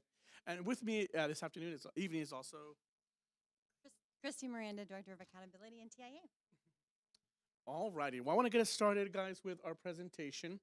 And I want to root our work in what is it that we are trying to give some information to you guys. And I say that those that are joining us also online, that this is an informational item only. There is no action that we'll be taking on specifically on this item, but it is to give Dr. Lee and the board some direction according to what we are doing in our department. And we are rooted on here on priority number 5, strategic and operational stewardship. Sometimes programs have to look at the whole picture and see how they play a role in the district's operational plans. And that sometimes involves or includes dual language programming across our district. So as you saw on the agenda item, this is a proposal to possibly move Rodriguez dual language programming to McQueenie Elementary. There's a couple of things, and before we go into the data, back in February, you guys received a demographic study where you guys got a lot of information regarding how the district is growing. There are a couple of things that we noticed on the previous demographic study is that the growth at McQueenie Elementary just did not come, and it is coming at a slow pace. And so we have a beautiful campus that is about to open next school year, and if we look at the capacity of the current McQueenie going into the new McQueenie Elementary, we will not even be at half capacity of that campus, right? And so we have to be good stewards of taxpayer money, and so sometimes that involves or includes programming changes happening. In the time I've been here at Seguin ISD, there's been several program changes that include special ed programs that sometimes have to move. When I was here, dual language was moving from McQueenie to Rodriguez. a long time ago. Dual language also moved from Vogel to Rodriguez to consolidate dual language teachers and teachers. So over time, you will experience some programming and proposed changes to our community. So what you have here in front of you on this slide is currently just a overall program numbers of where we are in dual language at Rodriguez, Potlan, and Kennedy. So if you want to just focus a little bit on the Rodriguez numbers, you see there that in total we have 171 emerging bilinguals plus 40 English speakers participating in that program. If we add up all our students in our dual language program, we have that total number of 540 students in our dual language program, which essentially what I'm trying to say is we have enough to, and I know Dr. Lee talked about this at some points, we have enough students to potentially open a dual language academy. We have the numbers to really staff a complete campus. Not saying that's what we're gonna do, but I'm just saying looking at down the future, districts are really focusing and highlighting dual language academies. It's easier to fund the campus, it's easier to get the certifications for the teacher and all the resources to that one campus instead of trying to spread that out across the district. But just want to point that out to you guys so you guys have that information there. So this is currently how our campuses are at. Want to provide to you guys our bilingual and general education attendance zone. And so to your left, you see the general attendance zones that we have for our campus. And then we have our separate bilingual attendance zone. And so these are our sister schools. I would want to try to say sister schools, but there are some campuses like Jefferson that get split in the bilingual attendance zone. Vogel, there is a little bit of that happens, a little bit on that as well, and then Potlan as well. There are some students who are closer to Potlan but go to Rodriguez based on the bilingual attendance zone. So as you can tell, the growth back when this was done was all in the Kinnicky side, and the dual language bilingual zone at McQueenie is massive, so you can tell here on the slide. Well, Kinnicky is pretty packed, if you know our numbers, and so just want to give you some perspective in terms of our bilingual zones here and how those are laid out. All right, moving over to projected, and this are obviously just projected numbers as of if we were to take the current dual language students out of Rodriguez to McQueenie, what would that look like? And so on this slide here, you have breaking down the current Rodriguez students and what home campus they belong to. So I also wanted to take the data and break that for you guys apart. So if I take all the dual language students, English and speaking students who are in the program, what campus they would belong to. So you can see the percentages here. The majority are McQueenie, with 77 of the students past McQueenie Elementary to go to Rodriguez for a dual language program. And so just wanted to highlight that for you guys. You see the 64 that are currently zoned for Rodriguez, and then you have the rest of the campuses, Jefferson at 41, Vogel at 16, Weiner at 1, Potlan, and then we do have some out-of-district students that join us for our dual language programming. So I just want to give you some perspective here. There is a little star at the bottom because we are working on including our new English-speaking students to our dual language program. So it's not a quite straight number because we have to project them to come into us. We are almost there in the 18, but you would add an additional 18 students on top of that because those are 18 English speakers coming into the dual language program. I don't know from what campus yet. I do know, but we're not finished with the application process yet, but I don't want to skew the information with those numbers yet. So again, just highlighting a lot of the students in our dual language program are from McQueenie. And so I remember when I was a principal at Rodriguez, I was like, why do we have the dual language program at Rodriguez when kids past McQueenie, we had it at McQueenie, right? Back then, and was doing some research, the decision was made because Rodriguez was the newest campus. And so now we're thinking backwards, right? Well, McQueenie has a new campus. And so it's a good problem to have, right? But definitely, I just want to show you some information and some data regarding our students here who are currently at Rodriguez. All right, so now this is a slide where we're adding the current McQueenie with Rodriguez. And so here you can see the breakdown by grade level, who we have currently at McQueenie, who we currently have at Rodriguez, and then you have grade level totals. So McQueenie will go, if we take the current dual language students to McQueenie, we would go from 311 students at McQueenie. We would be adding 221 plus possible that 18 that we have in the bottom at 532 kids at McQueenie Elementary.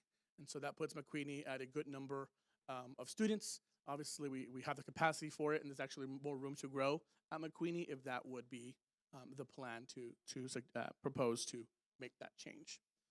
We also want to look this in different lenses, and so we also want to look this in terms of like special programs. And so you see here, SPED, we have a total of 88 SPED students at McQueenie. We'll be adding 31 from Rodriguez, making a total of 119 students, and that would be about 22% of that whole campus. 504, we are currently at 10 at McQueenie. We add 15 students at 3%. And then obviously the obvious one, emerging bilingual. McQueenie currently only has 6 emerging bilinguals because they're currently going to Rodriguez. And then we'll be adding 141 emerging bilingual students to McQueenie. Now, those are the emerging bilingual students. Don't forget that we have the English speaker students in the dual language program, but they're not classified as Just a emerging quick question bilingual. on that. Of course. So if we're adding all these from Rodriguez, then they will not have that population at all? Well, the Rodriguez population will look different, right? We will be taking away those students from Rodriguez over to McQueenie. Hopefully, I answered your question. I Right. don't know if So Rodriguez will not have a bilingual program.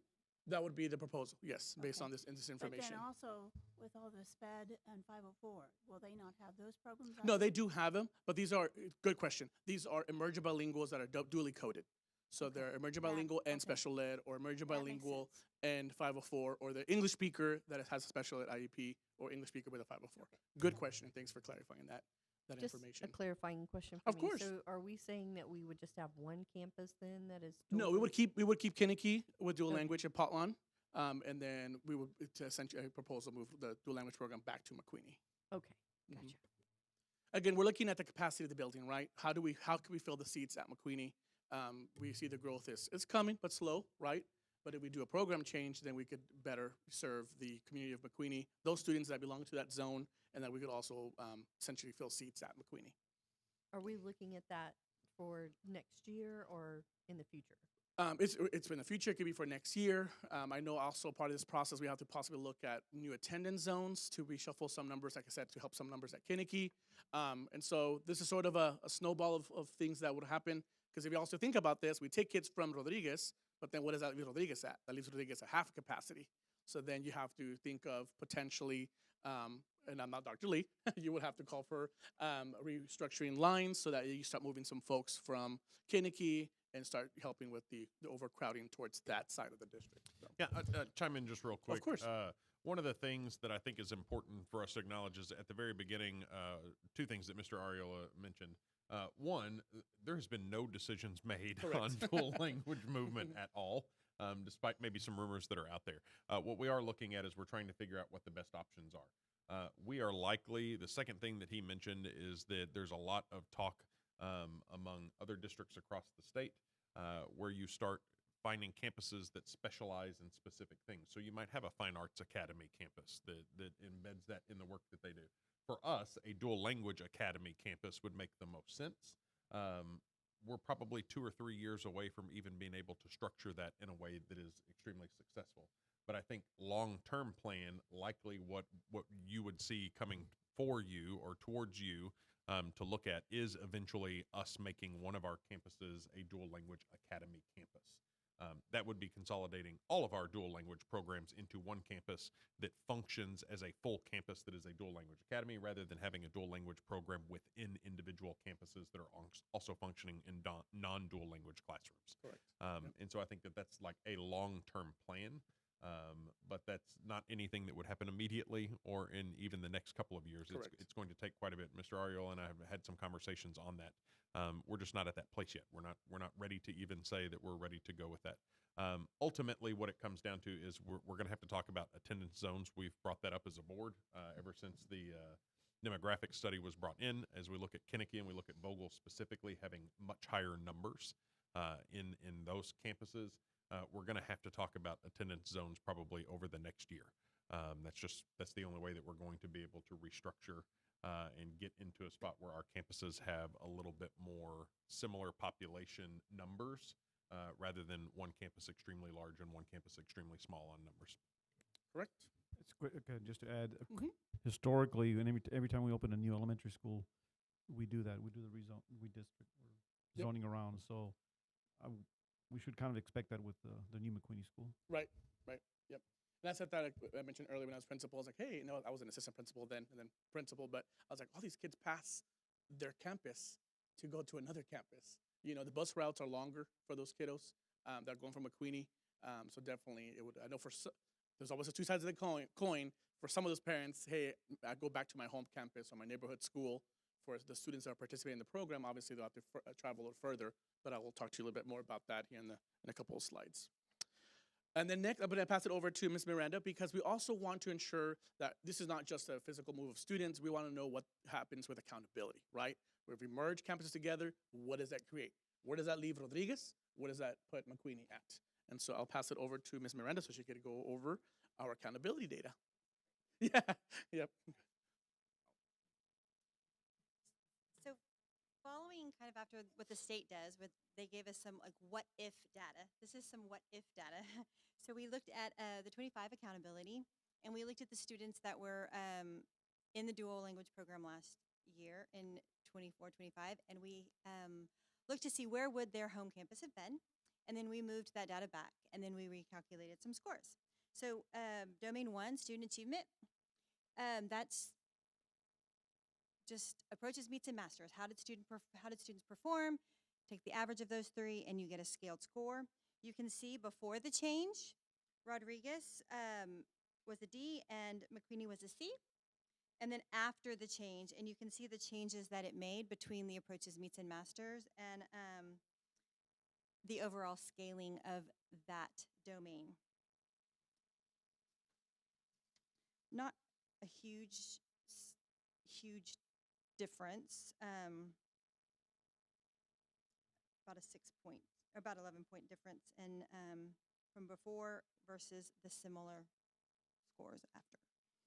So then we looked at domain part 2. This is where we looked at academic growth. This is how students had performed the year before versus how they did this year. And it looked at 4th and 5th graders for reading and math, so a smaller subset of students, and it didn't include the science scores. And so, sorry, forgot that was in my hand.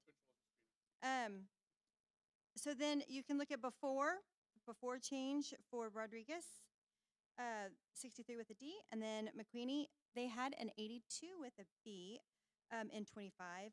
And then after the change, what you'll notice is that Rodriguez had the 62 with a D, and then McQueenie had 75 with a C. You'll notice that the denominator, the total assessments included, changed significantly. Accountability always looks at domain 1, domain 2A, academic growth, and then it looks at 2B, which is relative performance, and 70% of accountability is whatever is the best of those 3. That's the reason we looked at those 3, because it would have been 70% of the accountability rating. So the next one we looked at was domain 2, part B, which is relative performance. What this does is it takes your domain 1 average of approaches, meets, and masters, and then it looks at the percentage of economically disadvantaged students that are served on that campus, and it compares you to other like schools with similar economically disadvantaged percents. And so you can see that with that scaling, the before change, 65 for Rodriguez and a 74, which is C for McQueenie, and then after that change, and then after that change, the 69 with the D, and then the 70 with the C for McQueenie. And you can also see the changes, the what if change, had change had happened last year with our economically disadvantaged percents at each one of those campuses. So to me, looking at all these domains for accountability, this is a bad decision because it looks like the accountability goes down for all 3 categories. Like it does kind of spread things back out. Like if you were to think about like a grade, right? If somebody made a C and someone made a D and we kind of averaged them together and spread them back out, yes, it does kind of level them. We did not look, I did look a little bit into domain 3. Domain 3 has a whole lot more.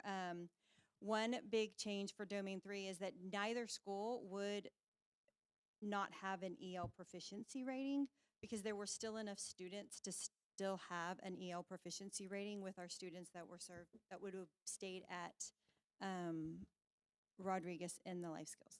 And this is projecting that all of the students that are at Rodriguez actually move to McQueenie. This was like a what if, like Right, right, had that's we what- made, yeah. But right. I'm saying, in your what if model, all of your students that are currently at Rodriguez in the EB program actually move to McQueenie. Yes. But for those families that choose not to have to drive their children all the way up to the northern part of the school district and remain their students at their home campuses at that point, then we lose those EB students. They fall back into a normal classroom, and that brings everything back down for Vogel, for Potlon, and for those other campuses. Because if the parents choose not to have to drive their students to McQueenie, then those students fall back to their home campuses. Exactly. So then those home campuses go down because they have students that were EB but are no longer in the EB program, are in the regular program. Is that part of the projection too? Well, parents could opt out. Let me go back. Parents could opt out, obviously, of bilingual services for their child. This is one of the hardest reasons why having bilingual programs at separate campuses creates this kind of tension for parents because, yes, driving to a campus that's closer to my child's school depends on that. And so when we put programs at different schools, then parent makes a choice of, okay, I don't want my child anymore. Now, going a little bit more detail on your question, yes, I'm a fourth grader. Next year I have to move to McQueenie, for example, right? I don't want to go to McQueenie because it's too far away. Well, you got all your programming on following the language allocation plan. Now I'm plopped into an English classroom. Fifth grade's probably not the best example, but like first grade or kinder, right? I receive all my primary instruction in Spanish. Now I'm going to an all English classroom. Well, that's a whole year that I'm swimming and trying to figure this out because now I'm in the English classroom. Now, this is where I have conversation with parents about you want to keep your kid in the program. First of all, this is the services that you're entailed to have. Might not be at the place that you have, but we're looking at what could be best for the kid. I understand that might be some differences for parents in terms of bus and transportation. Those are things that we currently do already. We provide transportation for all of our bilingual students who are going to not their home campus. Looking at the opposite side, the McQueenie kids that pass McQueenie to go to Rodriguez, they have a choice of staying at McQueenie. They don't. They come to Rodriguez, right? Only 6 of them decide to stay back. And all those 6, for example, that are in the number are not all Spanish-speaking students. We do have some Chinese-speaking students, Ukrainian, that they could participate in dual language, but obviously they're going to go the ESL route. But there is potential for that. So it's looking at it also both ways is that those EB students also make that travel to their campus that is not their home campus, yet opt in to be part of the program because they want their child to be biliterate, right? So they opt into it. So yes, you could look in both routes. You could have parents that said that, I don't want to be part of the program, and I'm going to work really hard to say, don't do that because that's a disruption to the kid. Work together. The program location might be changing, right? But we want to do the best thing for your kiddo, and plopping them out of that program has some drawbacks to that child. But yes, that is a good point to make. I mean, I understand we're talking like Rodriguez, McQueenie, but when you also throw in the 57 students coming from Jefferson and Vogel, right, and especially like who are at the southern part of the district, and now you're taking them to the school that's at the very northern, so you're basically going from Stockdale to New Braunfels. Yeah, like that's it a adds big time. boost. So then those students are left back in Vogel or left back in Jefferson, and they don't move to McQueenie. So then they'll bring those campuses. Like you said, they're swimming for a year trying to figure it out. So then those students bring those campuses down as well. Well, and they potentially can, right? And so what we talk about also with our dual language parents, our English-speaking parent too, is these are parents that are opting out to the program already. So they know that it's not their home campus, right? And there's parents that really committed to wherever the program is. I had some parents email me already of like, hey, if it moves to McQueenie, count me in. Like my kid's still going over because that campus is beautiful. I want my kid to continue the program. That is going to be my child's priority to continue to be biliterate and working towards that program. So there are obviously some circumstances where that could happen, and our team is ready to, hey, if that's a situation, to talk to parents and say, hey, I know that you're thinking of, logistics, but we're here to support your child, and ask you to stay in the program because dropping out of that obviously sets you back. It could set you back. I agree. I see your point. As you have received emails about that, I have received the same emails saying that they're not going to go to McQueenie. Yeah. So, I think the challenging part is that there's going to be some type of change over the next year or two with our dual language programs. And so the question is, what's the right change for us? Because we're going to have to make that just based off of staffing numbers alone. The board as a whole has asked me to make sure that we reduce campus numbers at Kinnicky and Vogel specifically. If you'd like us to bring what happens if we move Kinnicky to a different campus, we can bring you those numbers if you would like. That's a possibility too, but we're going to have to make some type of shift somewhere based off of our numbers right now. Now, redrawing lines is probably one of those options that could do that. That ends up redrawing dual language lines also. Correct. Which is going to put challenges in there. And so one way or another, we're just giving you the information ahead of time. Like I said, no decisions have been made. And no decisions. Again, there's never been a decision made on this. We are purely looking at what is the possible best options for us because we know we're going to have to make some kind of changes. I have a couple questions. Yes. The first one is you showed a map of the bilingual attendance zone. Correct. If that were to get changed, what is the process for that change? Is there a formal board approval, or is that something that happens internally? I believe that would be a formal board approval. Correct. I don't know what the district has done in the past, but that would be something that, as a superintendent, I would bring to you to vote for what those lines look like. There's a whole process. I served in that committee several years ago where you have to hire a demographic company. They bring some fancy software. They'll upload all our students, and then they're essentially just playing with lines. They're drawing lines and saying, okay, this is how much this campus would be. This kid has this programming, and they draw. They just play with it until the district feels comfortable with it. Drawing lines always makes parents uncomfortable with it. It's which is different than the lines for voting for districts. Yeah, it's important to note that these are not like district lines for representative lines. These are student attendance zones is what they are. Yeah. Yep.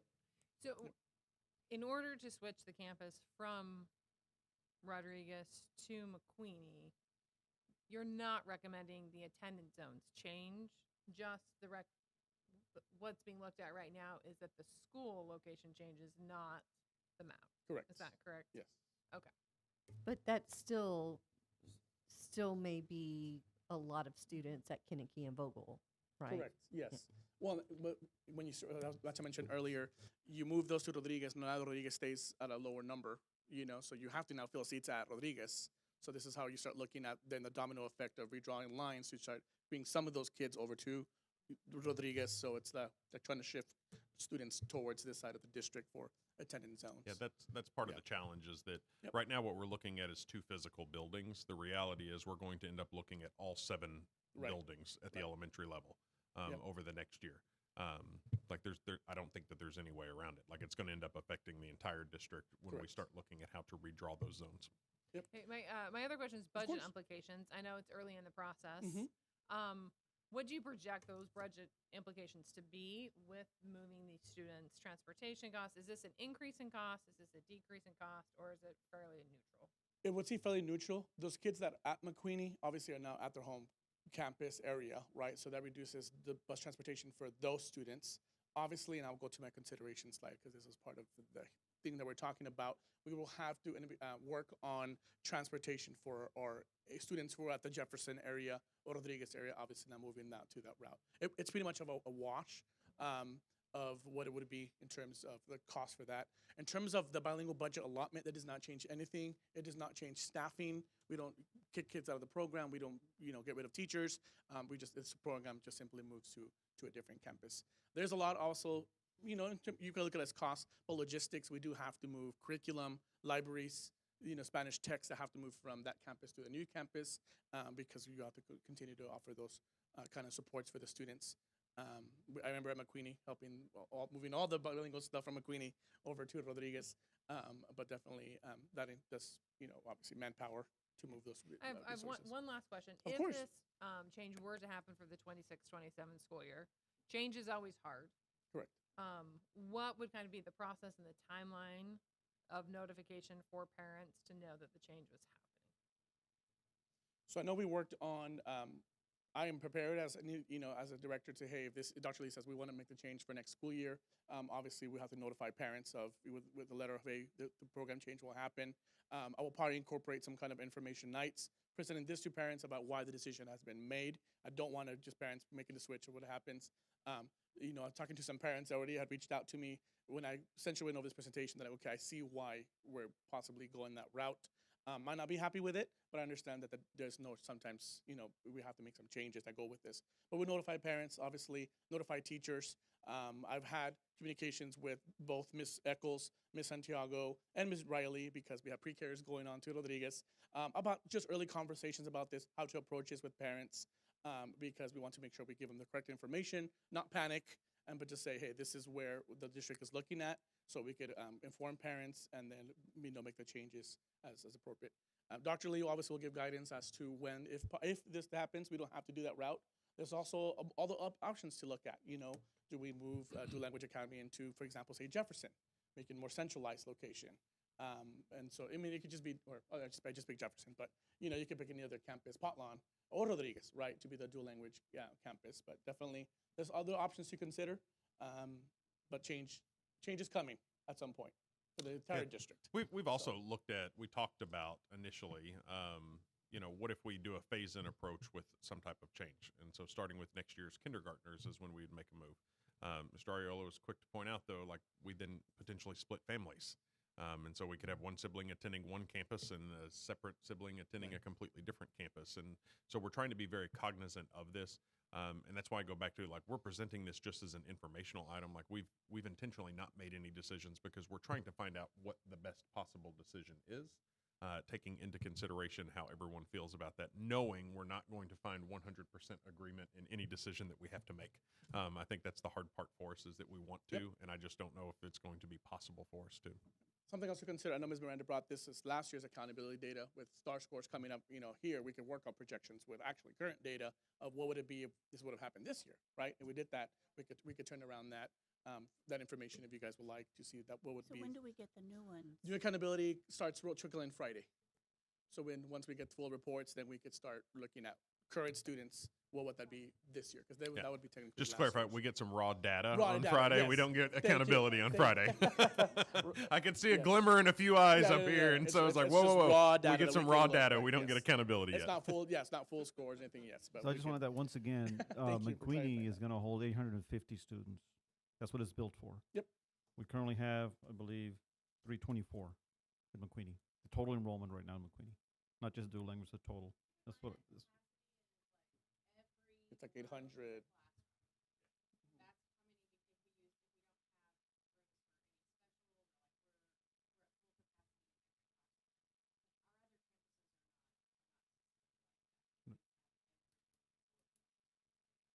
Right.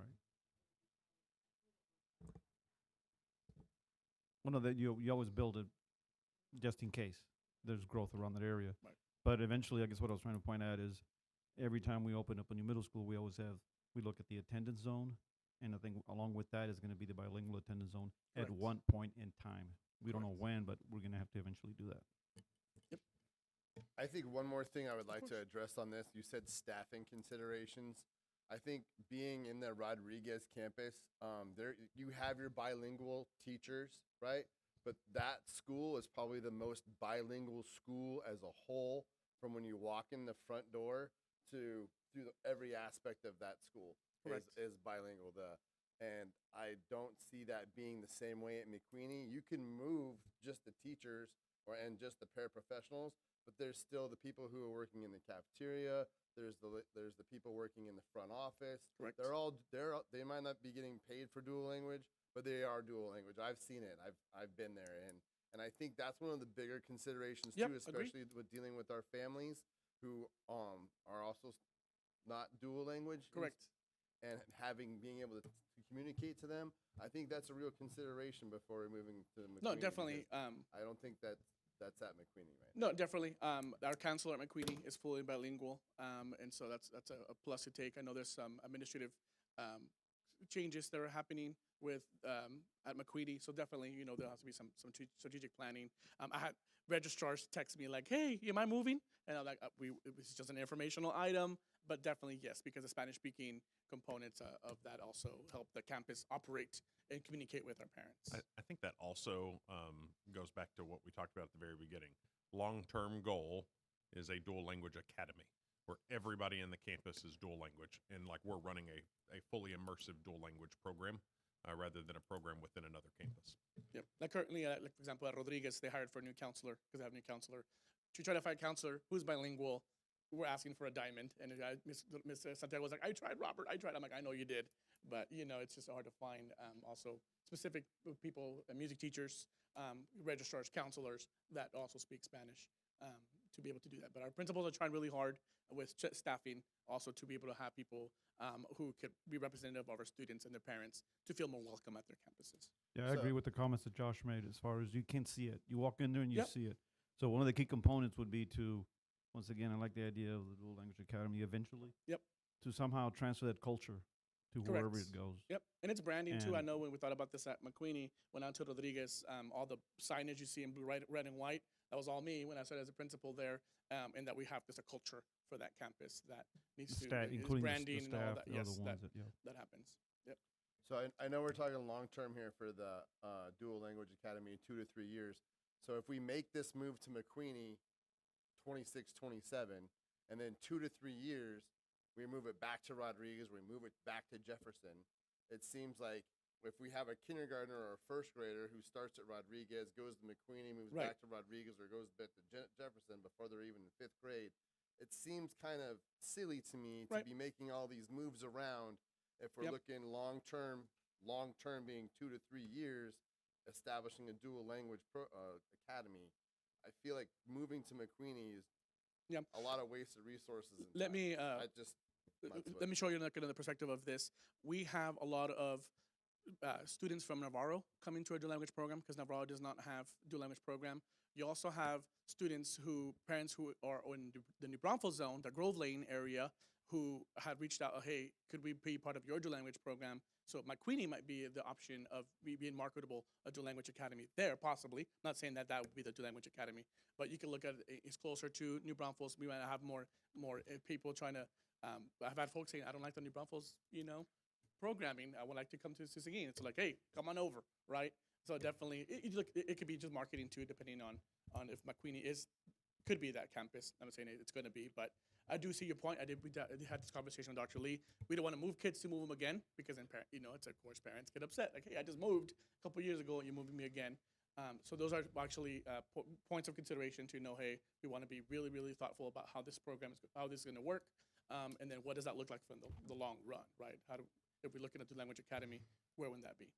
I definitely appreciate trying to pull students from New Braunfels and Navarro more than anybody else, but I will tell you that my primary focus are the people here in Seguin. Oh, no, ISD right definitely. now. No, definitely. Agree. There is, So there is a large group, though, at Rodriguez that is McQueenie kids, and they would just be going back home.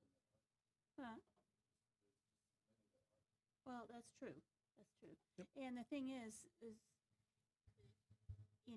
you say that the school's going to be 800 and it'll take a while, and it's probably not, because if you look at all the developments right around the school, up the hill, everything, it'll take a year or so for all those to actually get going, and we'll have a bunch of kids again. So my question kind of fits in with that, because I think, when we started this dual language program, one of the carrots was that you got to go to Kinnicky, which was a sought-after campus at that time. Like, people were really trying to get in there, and it didn't have the growth that it does now. And so there were a lot of people who put their children in the dual language program in order to attend Kinnicky. And so I would anticipate with a brand new, beautiful school that is McQueenie, that it will be that way as well. There'll be some people who want their children to attend McQueenie, and so they'll put their children starting in kindergarten in dual language. So my question is, if we were to make a change this year or even the following year, how would we reopen the transfer window for this coming year, and would we take additional kindergarten applications for this year if we were to move everything this year? Right. So transfer asking teachers or transfer for students? Transfer for students, because now there may be some people who the McQueenie line comes right into town. Right to the Potlawn line. Correct. And so there are neighborhoods that I could imagine where those students may say, "Look, I'm going down the street to Rodriguez right now, but Potlon is just as closer, far away right, as right, closer. right. So they may want to transfer to Potlon, or there may be some people who say, "Oh, hey, I want to sign my kindergartner up for dual language," or maybe they want to sign the kindergartner up for dual language. Now the third grader needs to go to McQueenie as well, and they're coming from Right. wherever. Would we reopen either of those things, the applications for kindergarten or the transfer window for students? So let me first start saying that in a dual language program setting, we have to have our two-way model, right? That's has to be, have Spanish speaker, have English speakers in our classrooms, and so we would try to first move all the students from what would be that campus to that campus to maintain the program integrity of our two-way and not go to a one-way, right? I would suggest that we have a suggested possible transfer list and saying how many parents would it be interested of going to Potlon, because we can't just easily then overcrowd Potlon in that situation, and we could possibly consider, hey, this is a possible transfer to go to Potlon to see how many parents would like that option, with understanding that this is our hypothetical talk, right? That we would talk about this is not granted yet. We would have to see how many students that is, because we also have dual language students whose sibling is on a dual language program. They have like one kindergartner or first grader in dual language and a fourth grader. Well, they're not going to just want to move that dual language kiddo. They're going to move the whole family. And so definitely we would have to consider and to see how would that be. And I would put it with a big question mark. We feel this potential transfer is not a guarantee yet. We have to discuss this to see if this is doable. Potlon, for example, open that up and then move and then make the move if it's feasible. But we would have to look at that data.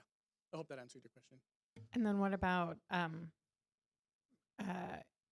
can people still sign their kindergartners up at this point for the dual language program? Yes, they can still sign up a student for the dual language program. I did, when I had the interest meetings, told parents that programming is subject to change. I don't obviously want to open the window for like, hey, this might be possibly a move, but just letting parents know that this is where your child will be going, and that the district, could possibly move the district to a different program to a different campus.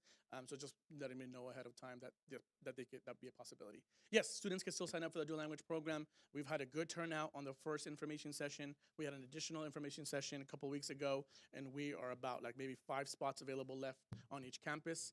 And so we hold off on those because as summer registrations starts happening, we have our teachers and our registrars offer that option to the parent as they register incoming kindergartners, and then they say, yeah, well, I would like to go to the campus, and then those spots fill up pretty fast. And so we're on track to meeting our goal for this year and having those students, those 18 that we talk about, and that was specifically Rodriguez, but we're doing pretty good with the number of students. We've had a higher number of parents that already had asked if dual language moves to McQueenie, like a 4th or 5th grader. Could they go to dual language? I'm like, no, well, you have to start the program from kinder. And so fortunately, that was a no answer to them. But there is some attractiveness happening because it is a new campus out there. But it is pretty. And the state does provide more funding for the EBs, but not for the I missed non-EBs. your question, sorry. Oh, that the state does provide extra funding for the emergent bilingual program? They do provide, we get a bit by our bilingual allotment, plus we get an extra funding for all the students who participate, English-speaking student that participates in the bilingual program, yes.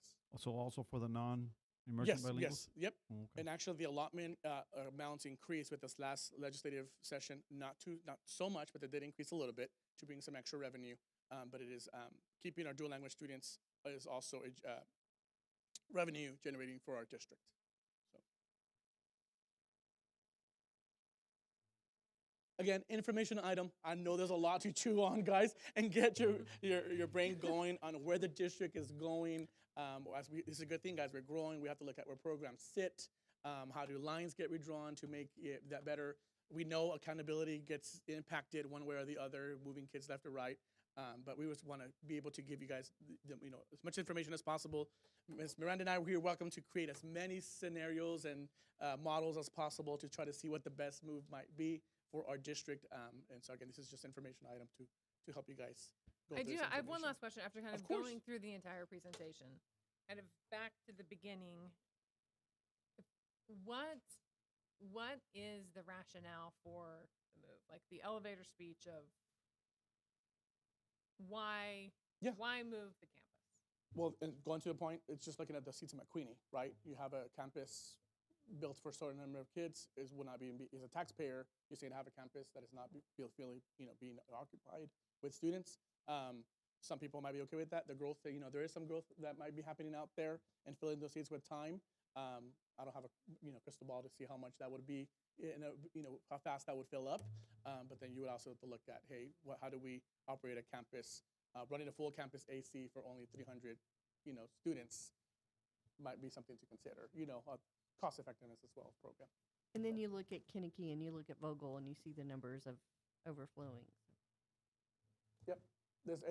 Attendance zones it's always like a coin. It has two sides to everything. It affects, opens one door, closes another. It affects, everybody, but definitely it's the fun part of programming and ensuring that we are definitely being stewards of our taxpayer money and resources and buildings to ensure that we're operationally also performing at the best capacity we can. I just have one more question and one more comment. Of course. First of all, thanks for the presentation. It was Thank you. great. I know it required a lot of work to put all this data together. And since I've been on the board, I don't think I've seen, we haven't had this many discussions on the dual language program. As you mentioned earlier, there's some history there over the past 6 years.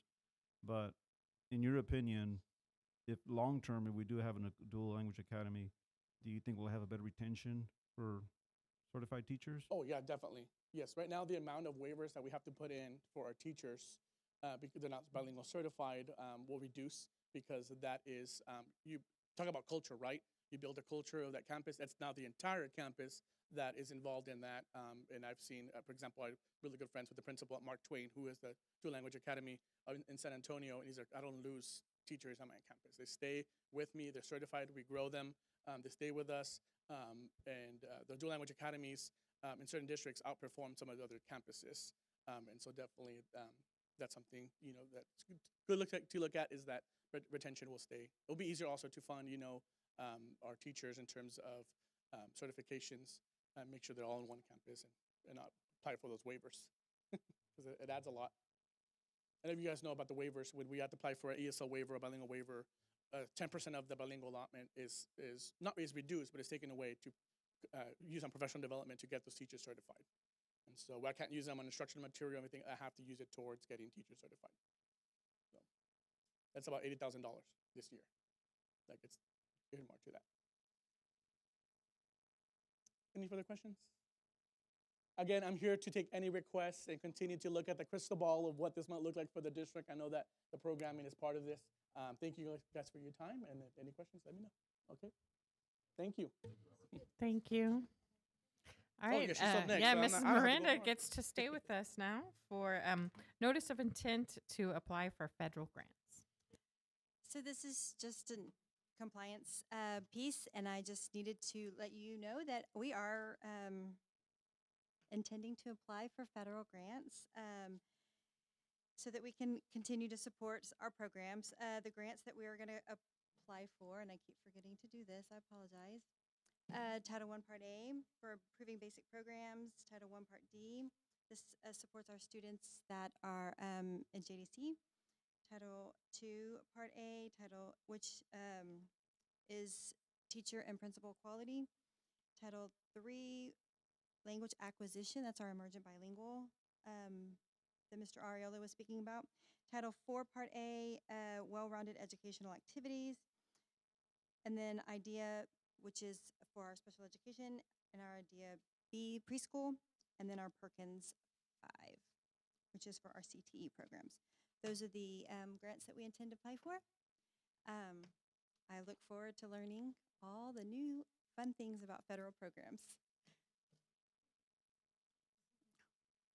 I'm trying. Cindy's shoes were big to fill, so. Any other questions? Thank you. Next, the Future School Library Council appointment, Dr. Lee. Board, as you know, we are on target to appoint a school library advisory council. I just wanted to give you a little bit of information on what that has to consist of. It has to consist of at least 5 members, with each member of the board getting to appoint someone, which is kind of humorous that it says at least 5 members when there's 7 members of the board. So there's at least 7 members because all of you get to make an appointment and all of you have to make the same number of appointments. So if one of you does, we're in multiples of 7 essentially. And a majority of those voting members must be persons who are parents of students enrolled in the district and who are not employed by the district. So the majority, if we're going to have a slack of 7, 4 of them must be parents that are non-employees of the district.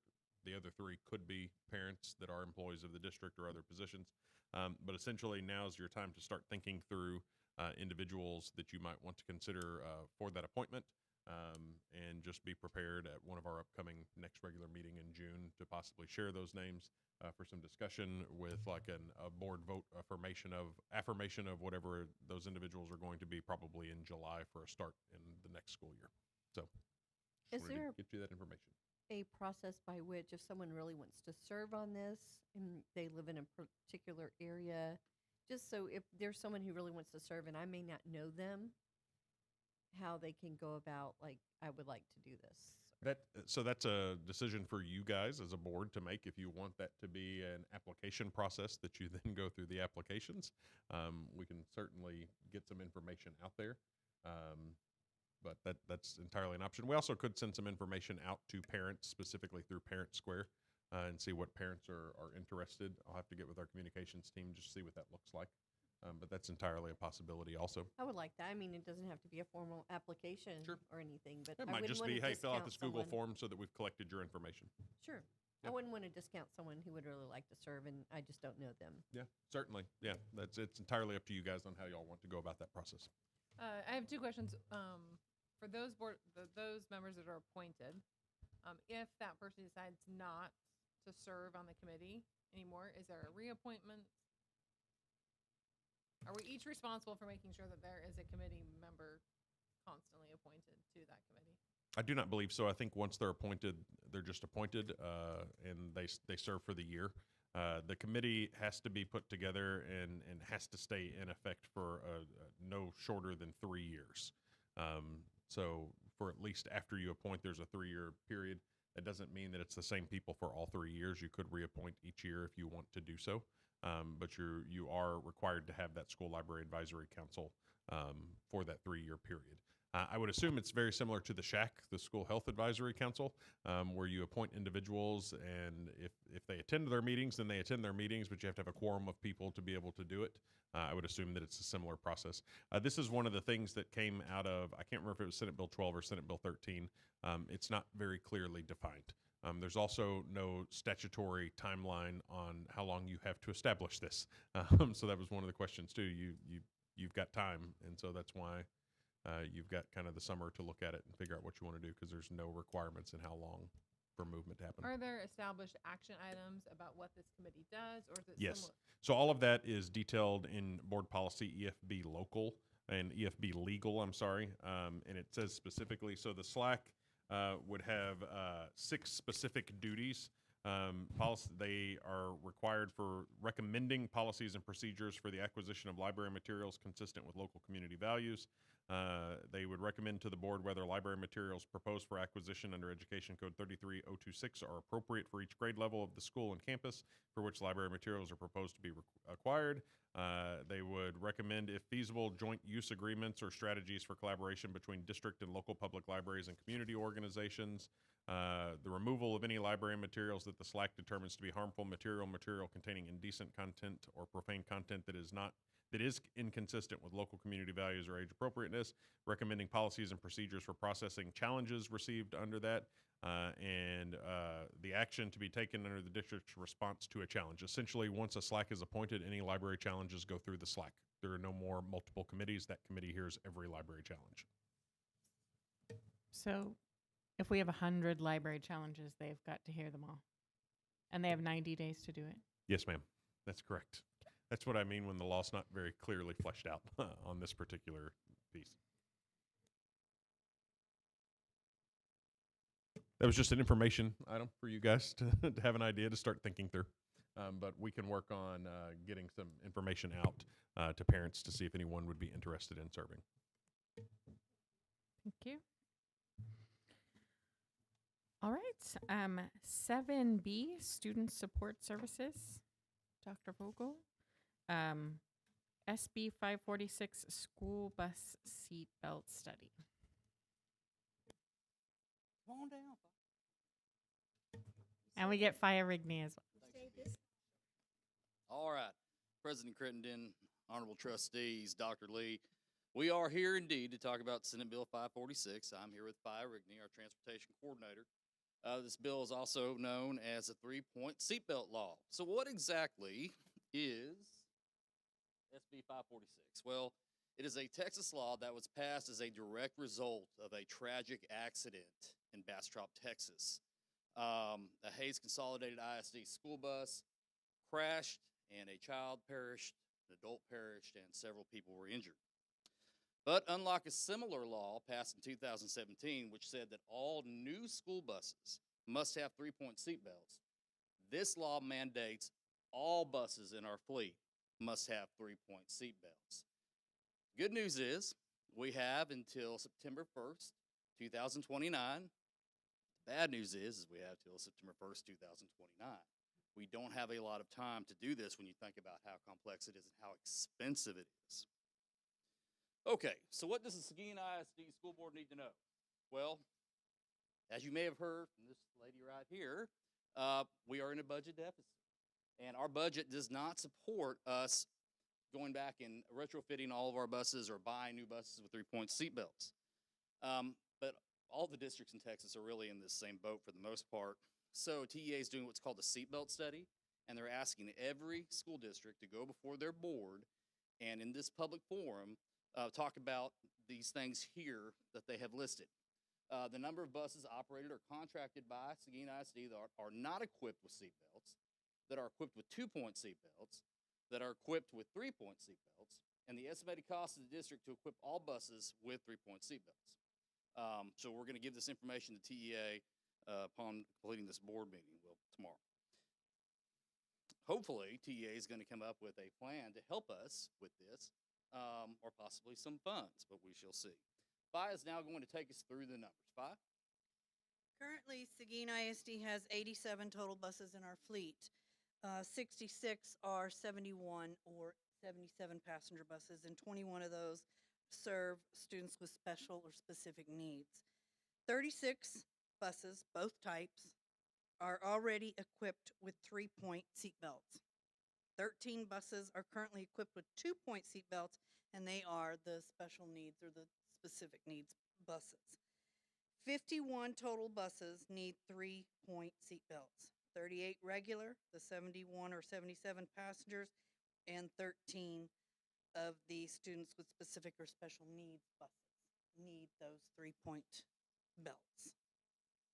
So, as I said earlier, we're not alone in this. And in an article in the San Antonio report that I found, superintendents in the area are calling this a classic unfunded mandate.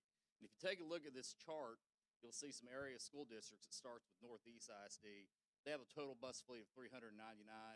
Well, 351 of those buses would need to be just retrofitted with seatbelts, and that's a cost to them of $13.5 million.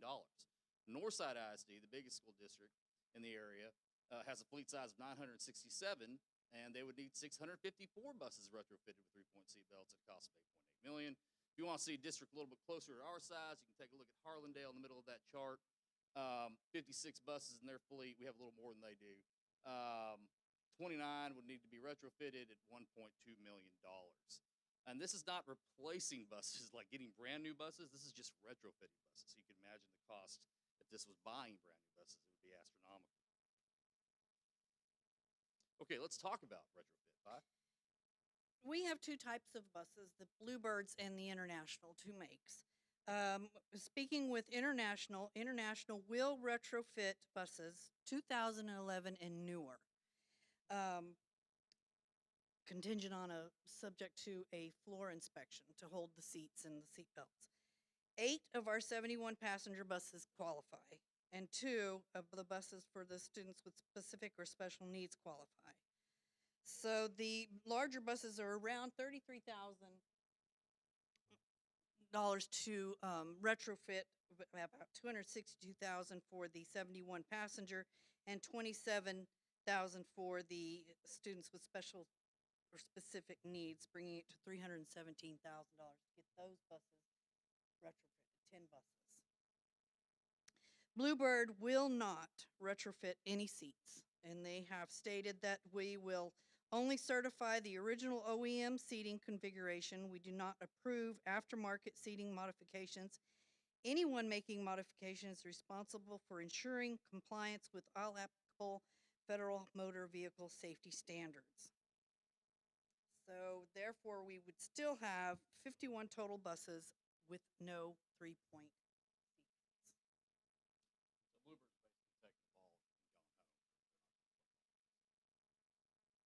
All right, so fleet conditioning costs and replacement schedule. Again, once all this proposed retrofits have been completed on eligible buses, there would still be 30 71-seat passenger buses and 11 buses that serve students with specific or special needs that would need 3-point seatbelts. That will, if we want to keep our fleet of 87 buses, right? If we like having all those buses for field trips, out-of-town football games, buses that break down, we have a spare bus ready to go. We want to keep that fleet size. It's going to cost us roughly $6,900,000 plus. When we add the retrofit cost in, 10 buses that are eligible, the only 10 buses that are eligible, we're looking at a price tag of $7,200,000. You know, we can think about gradual replacement. Yes, over time we do replace buses that are older, and you know, we buy the new buses with 3-point seatbelts. But when we're in a budget deficit, and Liz and I have talked about this, you know, hopefully you want to keep on to some of those older diesels just a little bit longer, right? Let us get through, take a breath, reduce that deficit, and then start thinking about buying new buses. But the state has really put us in a pinch. So, of course, the next thing we do is we start thinking about, well, are there some grants out there? If I will lead us through some grant opportunities. We have applied for a grant through a TERP grant through TCEQ. This grant opened on April 29th, and it allows the trade-in of older model diesel buses for newer, cleaner burning diesel fuel with assistance through Holt Longhorn. They helped us with the grant, and we officially applied May 4th. If awarded the grant, 5 buses would bring $108,000 apiece, and 1 bus would bring $64,000 for a total of $607,000. And we could purchase 6 buses for the cost of 2. Electric buses, we have discussed that, and we're working with the company Highland, possible addition of 6 buses, but we're still working through the infrastructure additions, direct costs, and excuse me, charging capabilities. Upon the advice of Dr. Lee, Fi and I reached out to the lady who's in charge of the seatbelt study for TEA, and we had a video conference with her, and we asked her a lot of questions. She said, good news, there is a grant on the horizon, so there is something out there that TEA is working on. However, it will not be enough to nearly cover all of your costs, and that's the same for all districts across the state. So truly, at this point, with 3 years to go, we are in a wait and see mode. We have got to find out what the state will do to help us mitigate these costs. And so we're hoping that upon all districts putting this information in and giving it to the state will come back and say something like, well, here's money we're going to give. Maybe we're going to count 2-point seatbelts after all. We don't know. We're just waiting to find out what the state will tell us, and then we'll probably be back before you again, I imagine.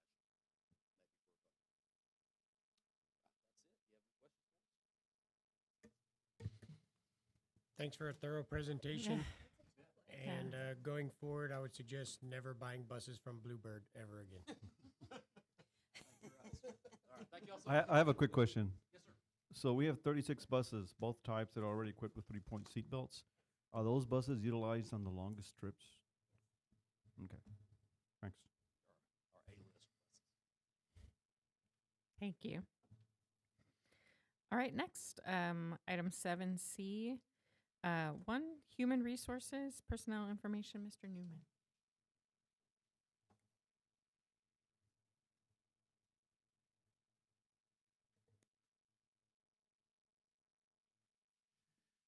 Board, you'll find that there's only resignations on this particular one.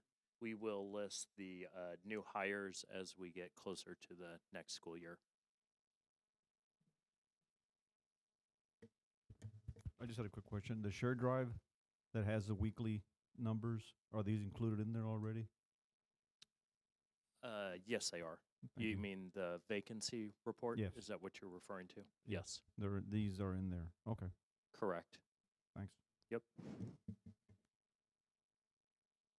Could we get that vacancy report link shared again? I was digging through my email the other day and I could not find it anywhere. Please.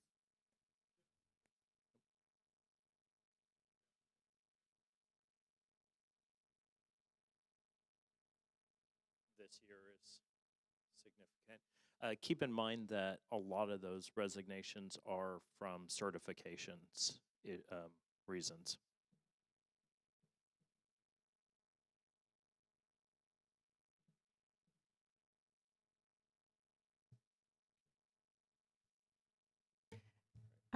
The past couple years, we've gotten some of the exit interview information. Will we get that?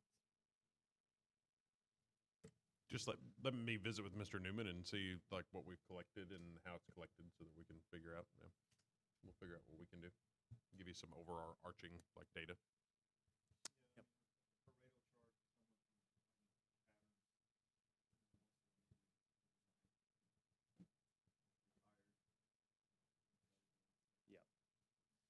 Yeah, I'm working on refining that. I know that a lot of our category, or one of our category that says personal reasons, it's kind of a catch-all, and I'd like to expand upon that a little bit, but I am working on refining it to give us some more data. Thank you for the work that you're doing. You've got a lot of stuff in front of you. Good luck and thanks. Thank you. All right. Next is item D, business services. The first, and Ms. Banks. So the first one is Seguin ISD Purchasing Cooperative Management Fees Report. This is just an informational report that y'all receive every year that details the purchasing cooperatives we are a part of, and if there is a fee associated with those cooperatives, you get that fee. We do try to join as many cooperatives as we can because this means our purchases are competitively bid if we use a vendor that's in one of these cooperatives. If you have any questions on those.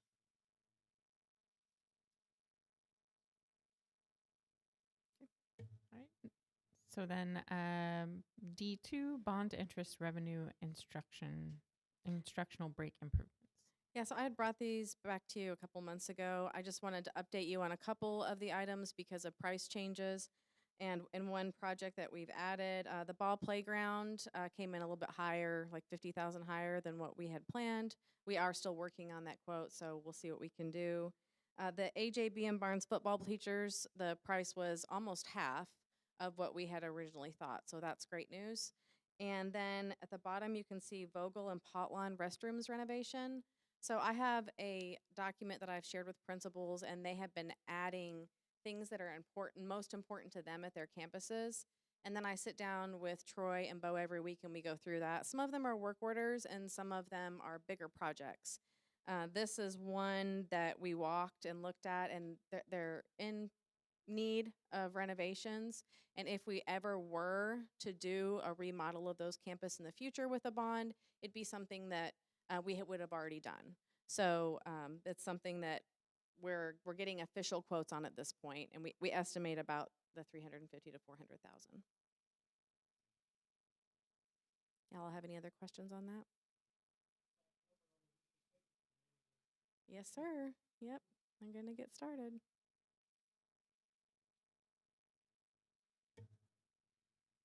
And it's always exciting to get some new middle school bleachers because those Yes. Games are longer than you think. Yes. All right. Okay, this is our budget presentation for this month.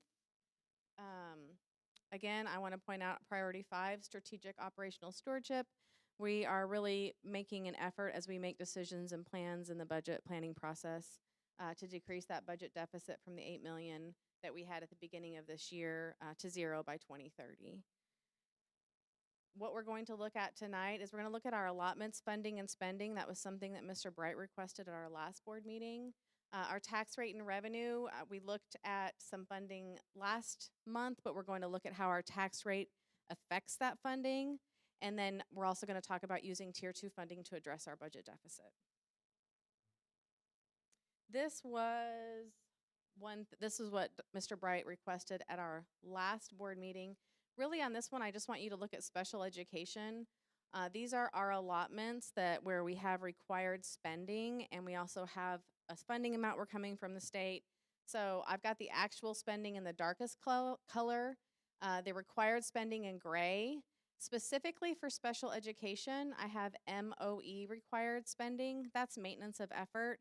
That is an additional requirement that we have just for special education that we don't have for the other allotments. And then our state funding. So if you just look at special education on this graph, you can see that our expenditures are higher than our funding and also higher than our required spending. Our MOE required spending is typically always going to be higher than the actual allotment spending. So here's a closer look at the other allotments. You will see for the most part we spend more than our state funding. The CTE, looks like technology got cut off, but the career and technology, our required spending is below our state funding. One thing you have to remember is when they make a required spend, for CTE in particular, it's only 55% of our allotment. They do that because you can't necessarily say everything that's CTE in CTE, the way that we track them. So for instance, you have a principal at a high school campus. Obviously, they're spending some of their time and some of their salary on CTE, but we can't necessarily say, hey, 10% is CTE. So they let you code things in what's called PIC 99 unallocated or in other allotment categories, and they don't require you to spend 100% of the allotment. Does that make sense? Obviously, we're spending more in CTE than what our spending says because we can't say that Mr. Munoz is spending 15% of his time on CTE, but he probably is spending more than that. So there's going to be costs associated that don't show up in our spending.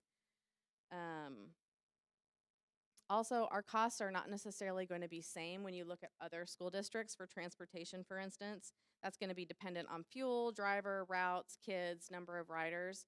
So you can see our state funding is the orange for transportation, required spending is the gray, and our spending is a lot more than that. That's because every school district is different and there's no one set formula. So this is just for y'all's information.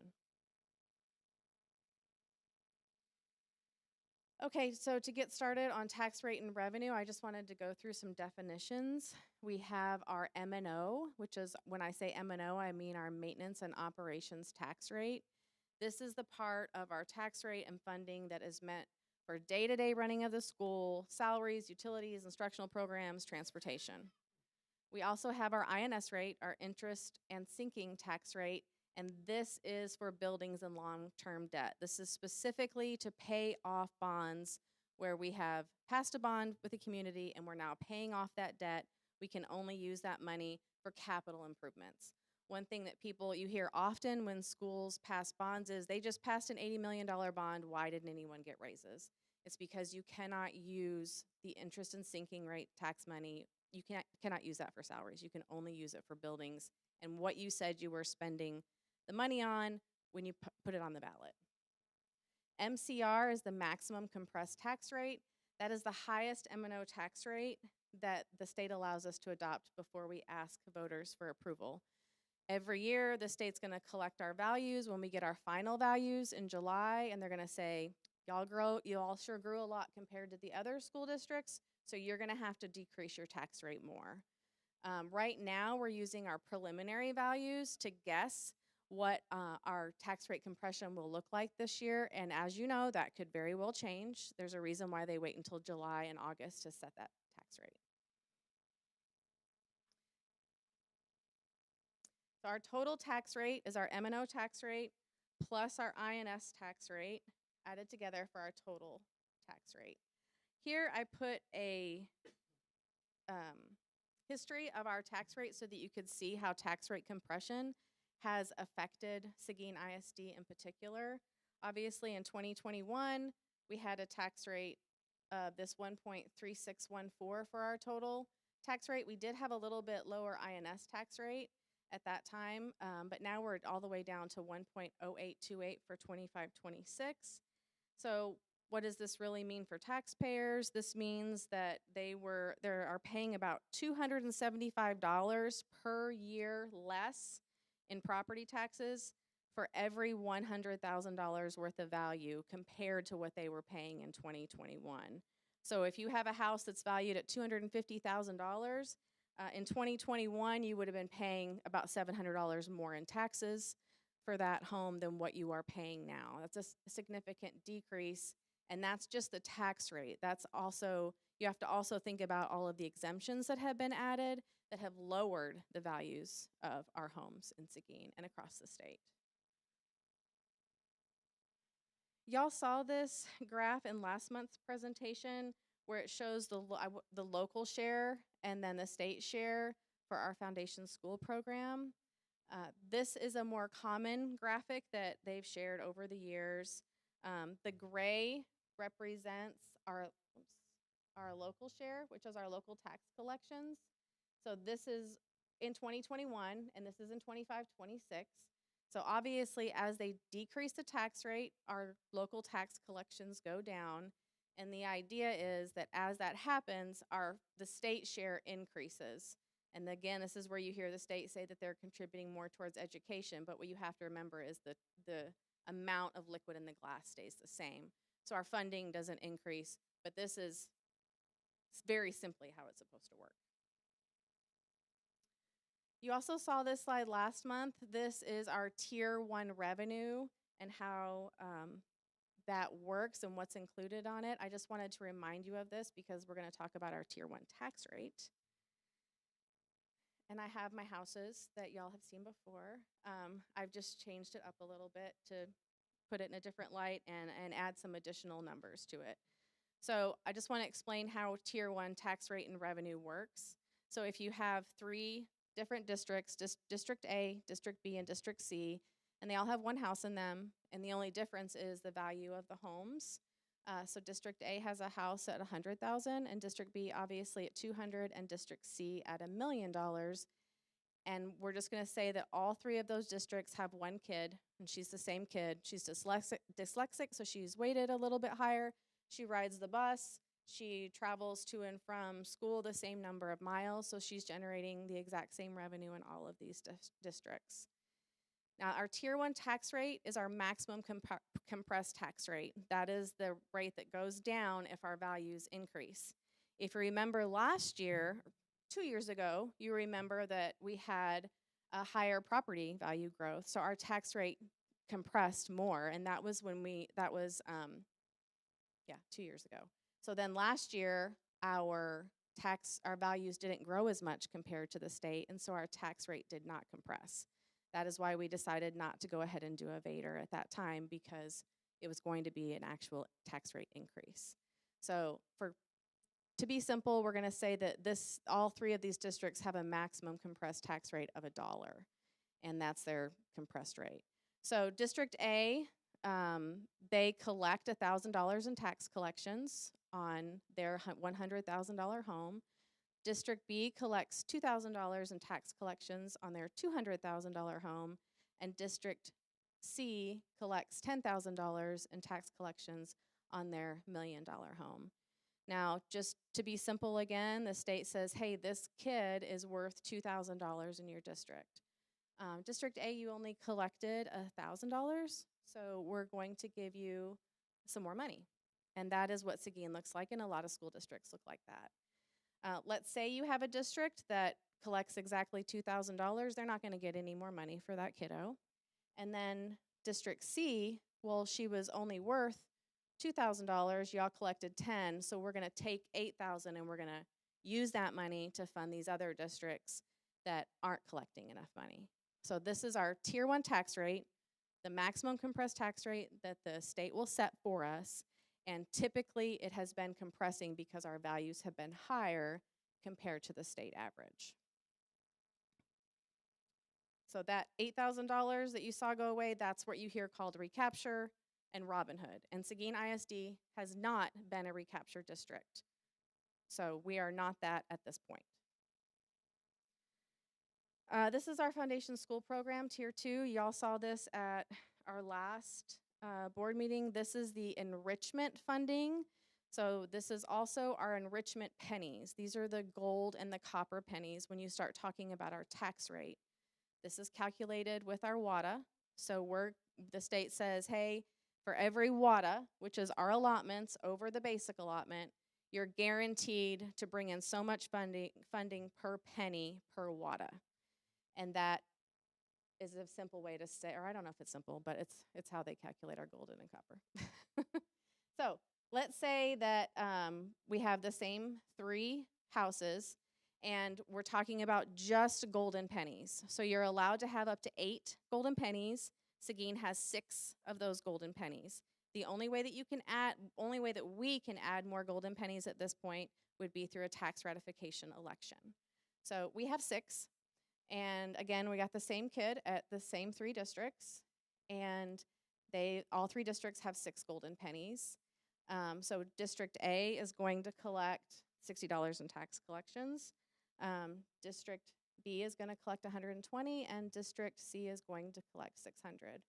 So let's say that this kiddo is worth $120. To keep it simple, it's the same idea. The state says, hey, District A, you did not collect all of that, so we're going to, you didn't collect your guaranteed yield, so we're going to give you a little bit more money to get you up to that guaranteed yield. District B, you collected the guaranteed yield, so we're not going to send you any more money. And District C, you collected more than your guaranteed yield, but you can keep that money because these are golden pennies. There's no recapture on golden pennies. There is recapture on our maximum compressed tax rate, that portion, and there is recapture on another portion of enrichment funding that we barely talked about in the past because it was going to be a tax rate increase. So I want to kind of show you what that means. But first, what does this mean specifically for Seguin ISD as far as golden pennies? So our total tax rate would be our maximum compressed tax rate and our golden pennies and our copper pennies to get our total M&O tax rate. This is not our total tax rate, just the M&O side. We're leaving INS aside from this. Our current rate, our current maximum compressed tax rate is 0.6178, and then we have 6 golden pennies. So our current M&O tax rate is that 0.6778. At this point, with preliminary values and making estimates, we do foresee a little bit of compression down to this 0.5990. If we were to pass an additional 2 pennies with a Vader, our new tax rate would be 0.6790. Now, I want you to keep in mind that all we have are preliminary values statewide. So that can change. There's, as y'all know, over the last several years, there's lots of crazy things with property values. But at this point, that would be the change. If we did 2 golden pennies, our tax rate would go from 0.6778 on the M&O side to 0.6790. That's a very small difference. And it would generate about $2.4 million additional revenue beginning in the 26-27 school year, which is next year. And that money would be generated every year thereafter. It would change. It's dependent on kids. It's dependent on property values, but it would be basically the same. So also on our Tier 2 tax rate, we have the copper pennies. So we have 8 golden pennies that were allowed. We have 6 of them. We could adopt up to 9 copper pennies for a total of 17 enrichment pennies. So same 3 districts, same kiddo, and let's say that they all have their 9 pennies. So District A is going to collect their tax collections, District B is going to collect theirs, and District C is going to collect theirs. Now, the difference in copper pennies is there is a lower guaranteed yield, so they're not worth as much. And these are the pennies that are often subject to recapture. So District A, they said the same idea. She's worth $340, and you didn't get your guaranteed yield, so we're going to send you a little bit more money. District B, you collected all of yours, so we're not going to send you any more money. And District C, You collected what she was worth, but we only guaranteed you would get that much. So we're going to take that money back and recapture. So for Seguin ISD, what does this mean? Again, we have our maximum compressed tax rate plus all of our golden and copper pennies to get our total M&O tax rate. Here's our current rate that you saw on the last slide. And then this is what it would look like if we were to do all 9 copper pennies.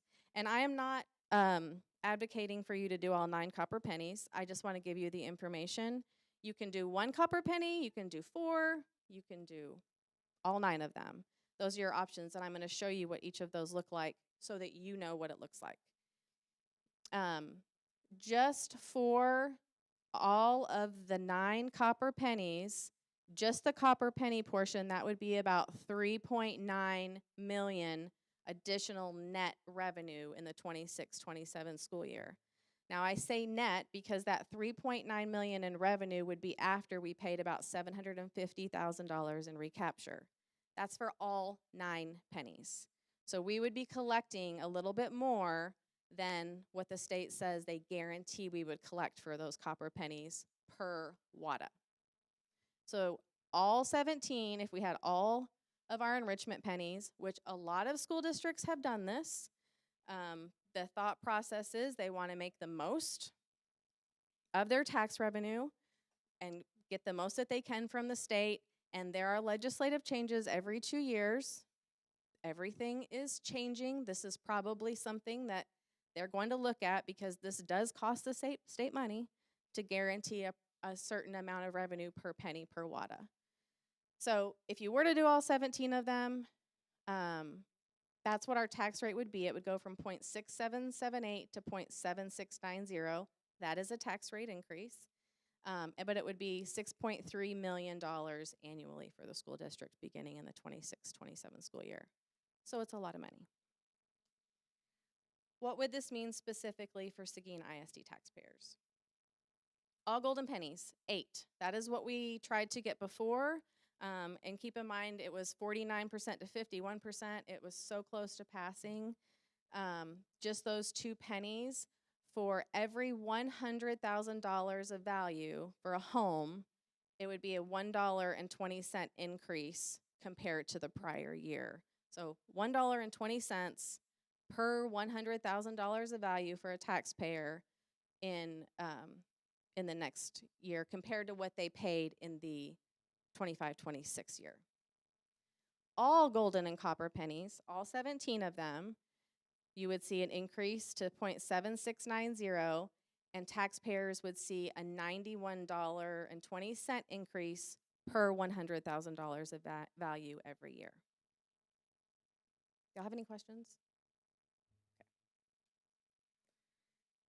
I'm going to keep going, but if you feel free to interrupt me. So each copper penny is worth about $434,000 in revenue, and that's the net because each of those copper pennies would also generate recapture about $86,000. Very subject to property values. It would be crazy if that happened and it was exactly that amount because property values are going to change and collections are going to change and kids are going to change.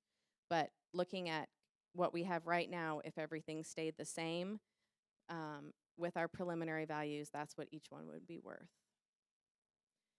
Here is a chart that it goes through our current M&O tax rate, our current INS tax rate, our property taxes that taxpayers pay for every $100,000 worth of value, the approximate increase and decrease they would see from 25-26, and the additional revenue generated. So across the top, we have current tax rate and property taxes. 26-27, if we did not pass a Vader, our tax rate at this point with preliminary values would decrease to 0.659. That would mean that taxpayers would see a decrease for every $100,000 worth of value of $19.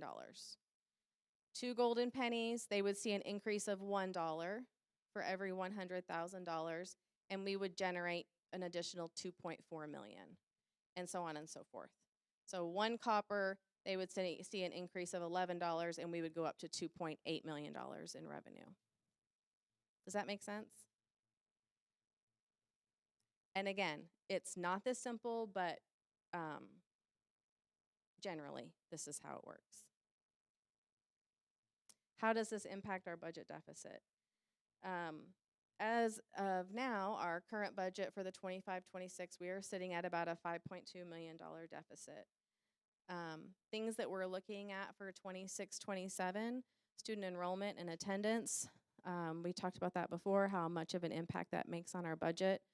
According to historical data and our demographic study, we are expecting a decrease next year, but we are really working on attendance, and that will be something, you know, maybe it'll cancel each other out, I don't know. We still have to look at staff compensation. We have done a salary analysis with TASB, and so we are working on a model to present to y'all in June as far as what that will cost. That has to be taken into account for our 26-27 budget. Also, staffing needs. You know, we're still probably going to be adding staff for different reasons. That happens for lots of reasons. So there are staff that are being added to the budget for next year. We are also looking very hard at attrition, and that has to happen. So we're looking at ways we can do that now, and we will continue doing that through June, July, and August. Since we're a July 1 fiscal year, we don't have the luxury of having what a September 1 school district knows at the time that we adopt our budget. So we do what we can, and then we amend it. We do know about increased costs. A couple of those are going to be the appraisal district and also our property insurance. Y'all, we do have property insurance on the consent agenda this evening. We are looking at about a $100,000 increase in our property insurance. That is not that bad considering we are adding property. So you have to remember we're adding new McQueenie, and the ag facility. That's a substantial addition. And then also for next year, career and technology. That is something that we have been working on the last year. We've seen some increases in revenue, and we did a CTE audit, and we have moved forward with a lot of those changes. As many as we can for the 26-27 school year, we'll do, or yeah, 26-27. We'll have more for 27-28. So some of these are going to be hits to our budget, and some of these things are going to help with our budget deficit, and CTE definitely will. One thing that I don't have listed on here is special education. That is a increase in our funding that we will see in the 26-27 school year. So we'll estimate that the best that we can. That was something the legislature did pass that didn't take effect in the 25-26 school year, but we will see it in 26-27. So obviously Golden Pennies alone would decrease the budgeted deficit by about $2.4 million in the 26-27 school year. And one thing, I know we've talked about it, but maybe not in a while, is keep in mind when y'all are adopting a budget and you're adopting a deficit of 5.2 million or 8 million or whatever, we have laws that we have to follow, accounting, to pass our audits, and there's always going to be a substantial amount of cushion in there. So we're adopting, if we adopted an $8 million deficit at the beginning of the school year or something like that, but you know, when we end the school year, our actuals are going to be less than that. When we do moves amongst our functions, you know, y'all approve the budget amendments between functions. At the end of the year, if we said in function 11 for instruction, we were going to spend $1 million, and we spent $1 million and $1, then it's a finding on our audit. So we leave cushion in there. So just keep in mind that the budgeted is not going to be exactly the actual, but when we bring you the budget amendment in June for the end of this school year, we'll kind of let you know what we think our cushion is so that you have an idea what actual is compared to budget. So Bader, voter approval tax rate election, that is what I'm referring to when we talk about golden pennies and an election. This is what the timeline would look like. In August, that is when TEA gives us our preliminary maximum compressed tax rate. And that's really when we can really make a decision for sure, because then we know, is this going to be a tax rate increase compared to the prior year or not? And then obviously we would have to order that Bader by August 17th. So I wanted to give y'all the information on the copper pennies because school boards can do a lot to pass vaders, and y'all know your people in your districts.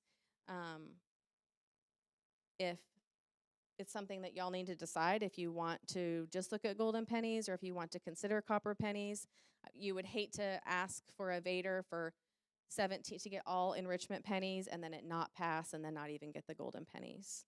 So it's something to think about between now and August 17th. So just to summarize what we've talked about, both golden and copper pennies are available to the school district only with an election.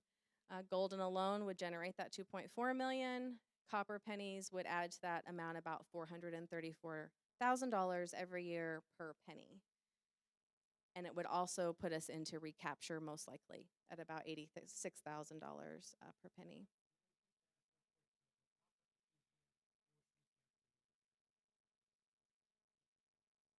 It just depends on your values. So if it just depends on what your values are.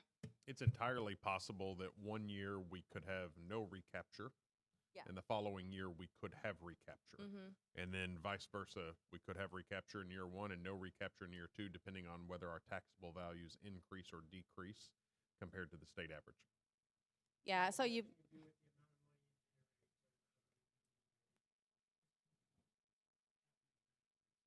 So our tax rate compression is based on the average value of the state, which is, and then that dictates how much we collect per penny.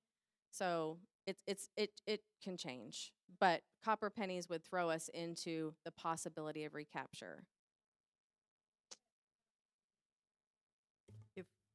Is Mhm. there a number that guarantees us recapture, or does it fully depend on? So the if value? we passed one copper penny with the numbers we have now and what we know now, we would have recapture of about $86,000 With for just one penny. One penny. Okay. Yes, ma'am. Yes. And just keep in mind, it's recapture of about $86,000, but the total penny itself is about $500,000. Right. So so you end up with about $430,000 for that one penny in revenue after you send back about 86,000. So historically, the legislators, have they added more pennies? Like, for example, what was it 10 years ago? They've changed the combination of pennies. I can't remember honestly off the top of my head the last time they changed it. It used to be a different number of golden, but it's been a while. But they've been adding, but I'm pretty sure they're going to do the reverse moving forward. You know, I mean, if I was them, I would probably look at doing away with some of these. They've never they've never decreased or added pennies total since back in 2000, 25 years ago now. The tax rate, every school district's tax rate was established as the same tax rate. It was basically $1 tax rate per $100 valuation. That's what every district in the state was. If you had adopted your additional 17 up to 17 pennies that you could do, then you had a $1.17 tax rate. That's just what every school district's tax rate was across the state of Texas. And then back in 2012, Probably I could be 11 or wrong, 12. somewhere around there, 2012-ish.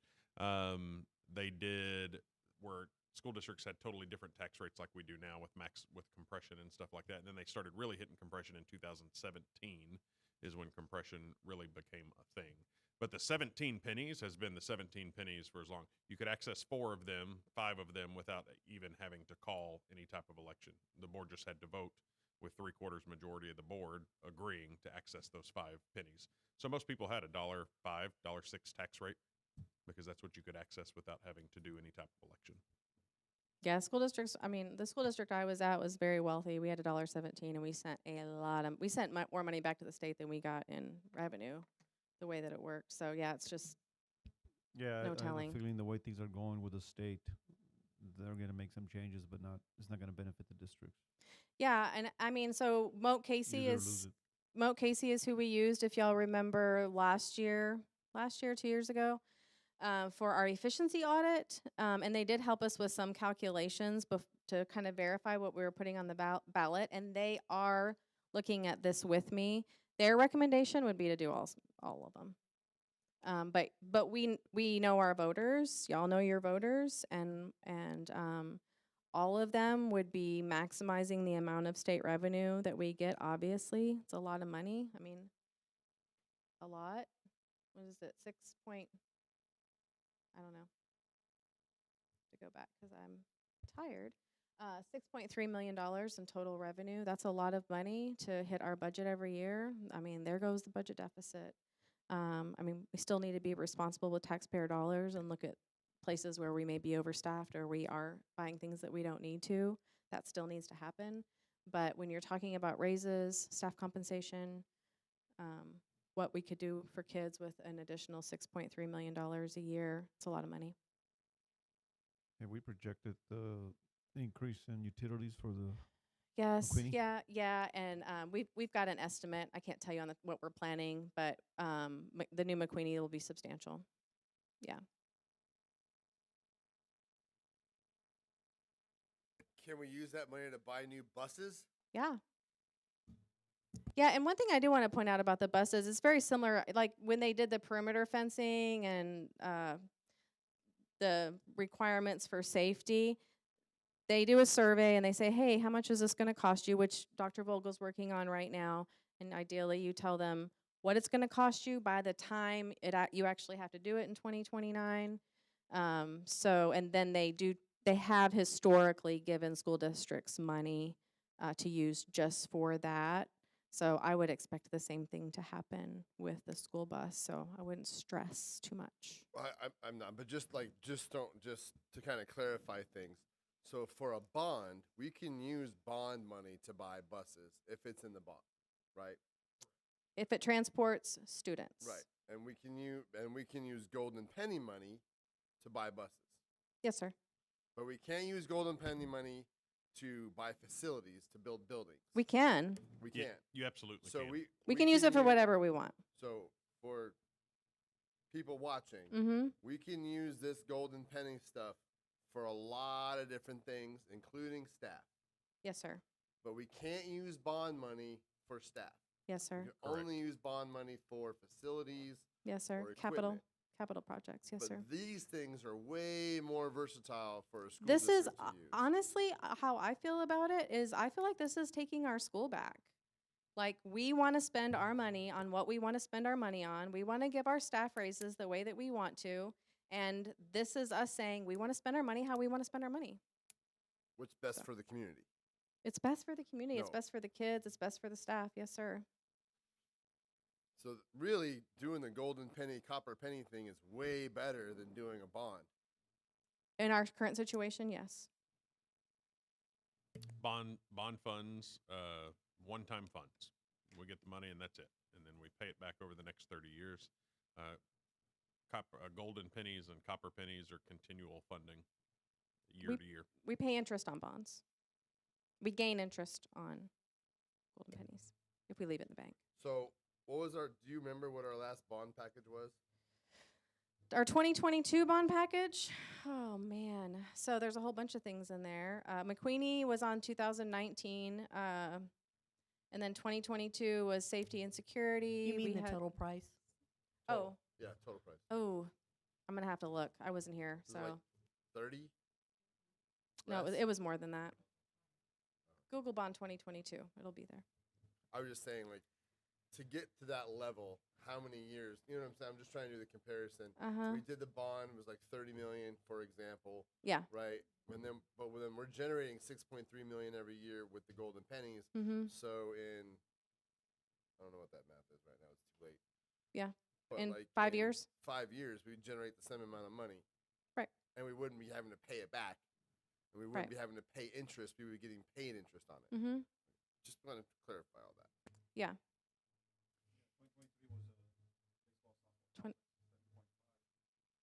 Mhm. And then 2022 was before that. Yeah. Would it be possible to get information, residential versus commercial property values? Yeah. Because I think something to kind of look at here is that we have a lot of large corporations that have come in who Mhm. are all paying property taxes. for us to be able to look at, like, they would be sharing the burden of this. It's not all residential. Mhm. It's not individual taxpayers. They would be paying property taxes unless they have some sort of a deal where they're not paying property taxes. We should get that. We should get that in July, July 25th. That's when we should get our that certified information. values. Because I think also kind of knowing what percent is getting paid by residents versus Mhm. commercial buildings would be helpful as well. Mm-hmm. Yeah, we can provide that, and we'll get some figures on any of those properties that actually aren't paying property taxes yet. Anything else, y'all? Any other questions? Okay. Move on to 4, 5, and 6. These are our financial statements as of April 2026. There's not really anything to point out on here. We will bring you amendments at our next meeting and see where we think we're going to end for the year. You can see that there's a deficit for our year-to-date actual. Where the deficit is showing up. Just keep in mind we still have revenue to collect. We also have expenses to incur. So, child nutrition and debt service. I don't really have anything to point out unless y'all have any questions.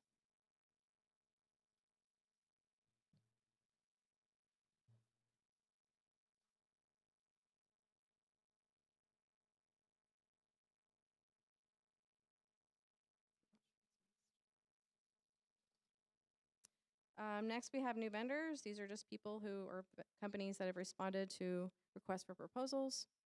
So we can use them, or we do, or we may not.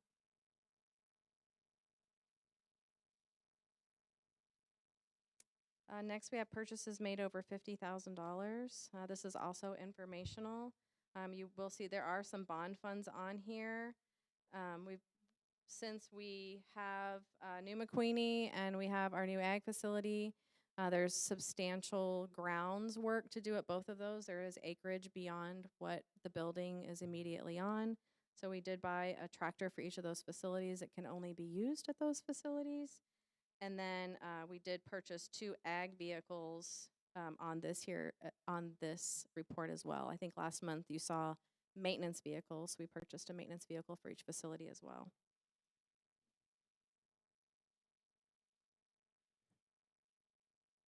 Y'all have any questions?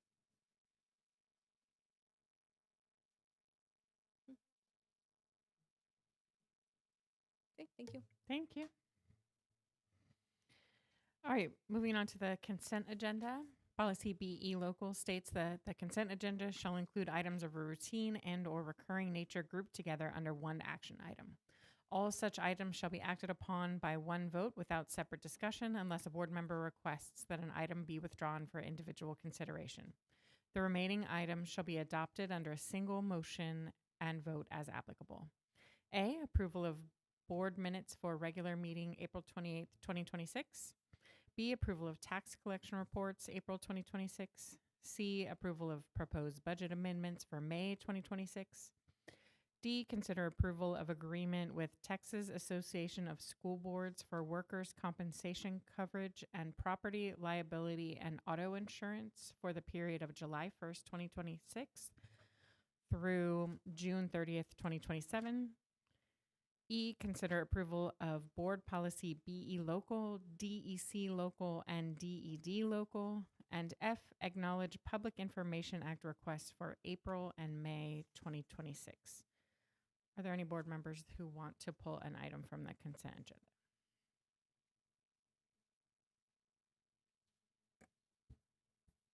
I move to approve the consent agenda as read. Second. All right, I have a motion for Mr. Bright and a second for Mr. Guetta. Any further discussion? All in favor, raise your right hand. Opposed, same sign. Motion passes 7-0. Moving on to the action items. 9A, discuss and take action on recommendations of Library Material Challenge Committee. Mrs. Silvius.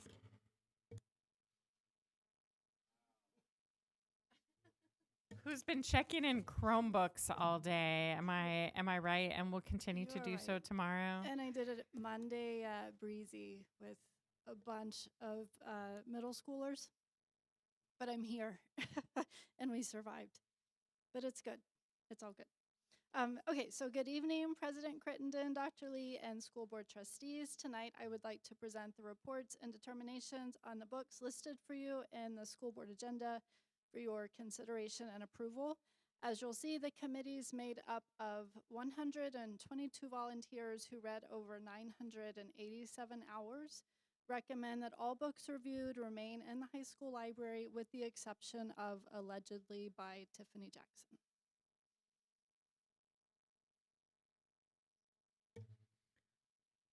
Do any board members have any questions?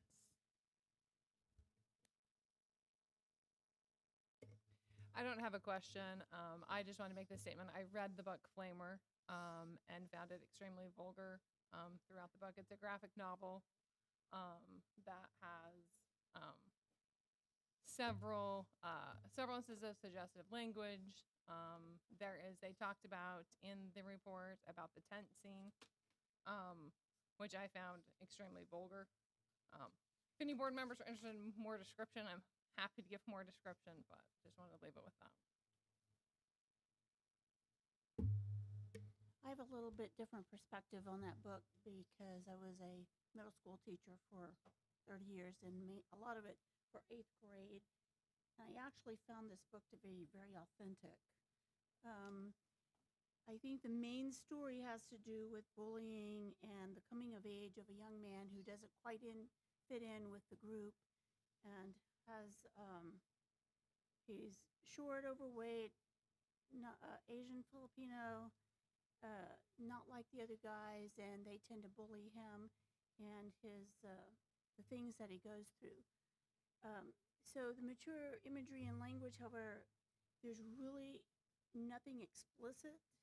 It's words, and even in the graphics that you don't really see anything, but it does show that that's a realistic kind of thing for that age group. I think being around a lot of my boy classes, they're like that. That's just how they are. And so this book is very authentic in that case, where it just gives those realistic things, but it is not the main point of the whole book. The main point is basically a very poignant thing.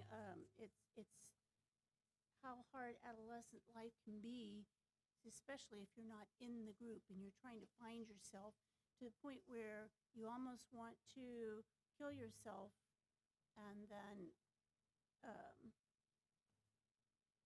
find that life is worth living and so forth. So it illustrates making a lot of good choices, like showing empathy, being resilient, and finding support. So I think the larger part of the book makes the book worthwhile.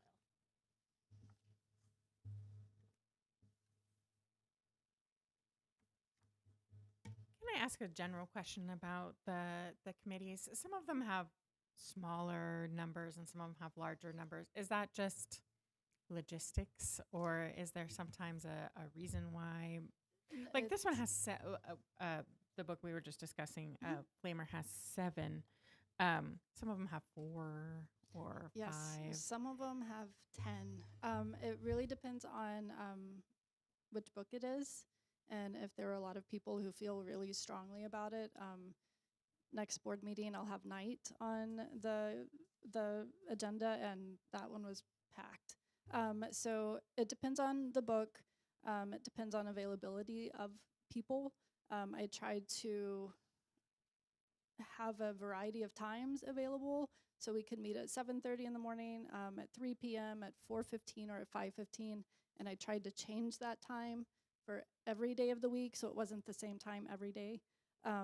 It really was just availability. And then, of course, people would sign up and they would get sick. Their flights would get canceled.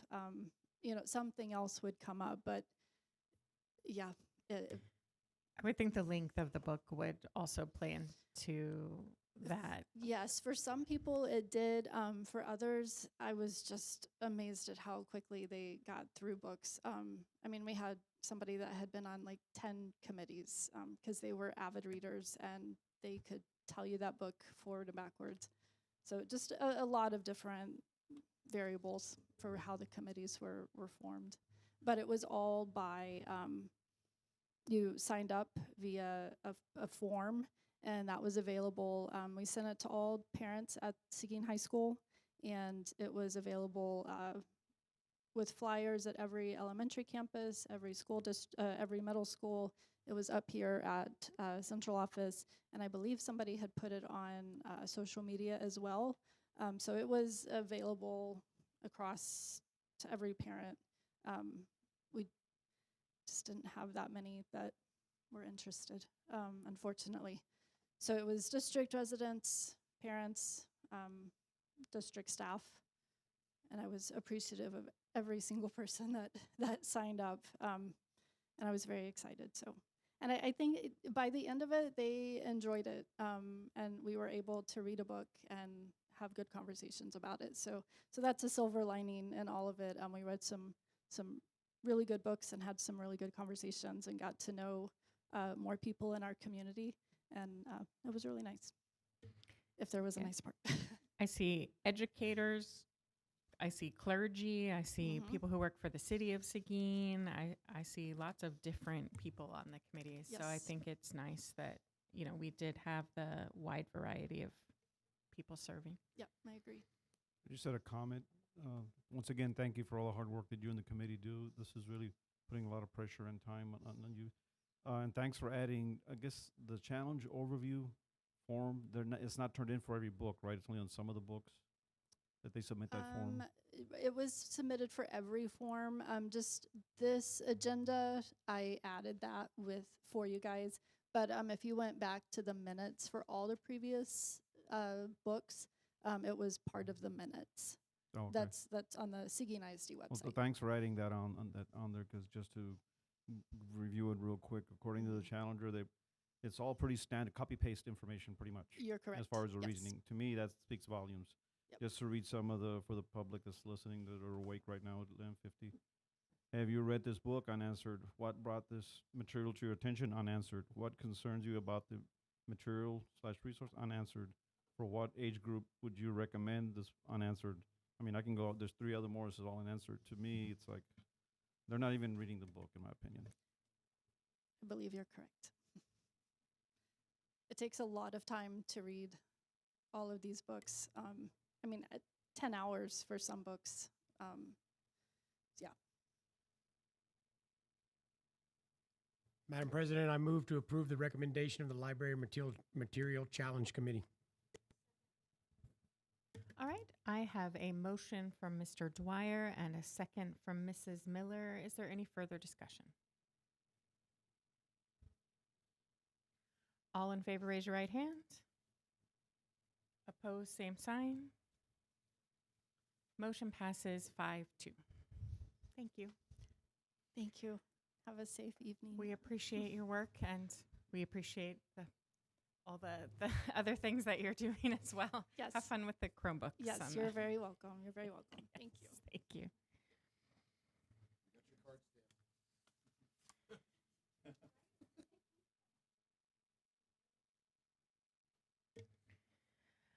All right. Oh, okay. Next we have 9B, approval of credit by exam dates for 26-27. Dr. Carrillo. Madam President, Dr. Lee and trustees, before you is an agenda item up for consideration, approval of CBE, credit by exam dates for the 2026-2027 school year. As you can see up there on your agenda item, these are dates that are provided by the state and specifically by College Board. They give us windows of time in which Seguin ISD can select specific dates within those windows. So as you can see, Seguin ISD will be conducting 4 different windows of exams, July 27th through August 14th, 2026, October 5th through October 30th, 2026, January 11th through February 11th, 2027, and May 3rd through the 21st, 2027 for our 4 CBE testing windows for 26-27. Madam President, I move for approval. All right, I have a motion from Ms. Duncan and a second from Mrs. Miller. Is there any further discussion? All in favor, raise your right hand. Opposed, same sign. Motion passes 7-0. Thank you much. Appreciate you. All right, 9C, consider, discuss possible action to approve a board resolution changing the length of terms of trustees. Dr. Lee. Current board policy, BBB legal, gives boards options up through December 31st, 2030 to potentially approve a resolution changing the length of terms of its trustees up through the date of the November election being canvassed. A resolution has to provide for staggered terms of either 3 or 4 years and specify the manner in which the transition from the length of the former term to the modified term is made. And the transition must begin with the first regular meeting for trustees that occurs after the board adopts the resolution. Trustee who serves on the date of the resolution is adopted shall serve the remainder of that term. So what you have in front of you is a resolution that would potentially adjust board terms from 4 years to 3 years. That resolution, if approved, establishes all of the criteria that's in there and was drafted up by our legal counsel. Additionally, and probably one of the bigger pieces, is it does allow for annual opportunities for the community to provide input in the district through electing board members. What you have in front of you is a resolution that does all of those things. A couple of things that I want to point out to you. Right now, you are currently established on 4-year terms, and the legal policy requires that in those 4-year terms, there's an election every other year. For us, it's an even numbered years. In 1 year, you elect half the board, and the next year you elect half the board or as close there to as you can, which is why it's 4 and 3. There is no other way to do that if you were to stay on 4-year terms. It has to be those every other year and 4 up and then 3 up. If you were to move to 3-year terms, it establishes that you would elect 2 board members out of the 7 in 1 year, and 2 more board members in year 2, and then 3 board members in year 3, and a cycle every 3 years. What's in the resolution establishing the districts are just currently placeholders that would be determined by you as a board on what you want to change. When legal counsel drafted that, they just did it numerically, is all that they did. And so right now what it shows in there for November of 26 or November of 27 is simply put in there that way. I was asked to bring this for you guys, and so it's there for you to consider. Your options are essentially approve the resolution, not approve the resolution, or table it for a future meeting. And, discussion is yours, and I'm happy to try to answer questions if I know the answers.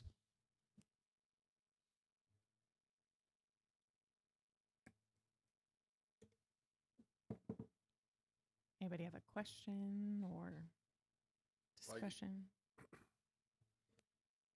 How would we go about determining which districts are for 2026 and which districts are for 2027? Well, those are just placeholders.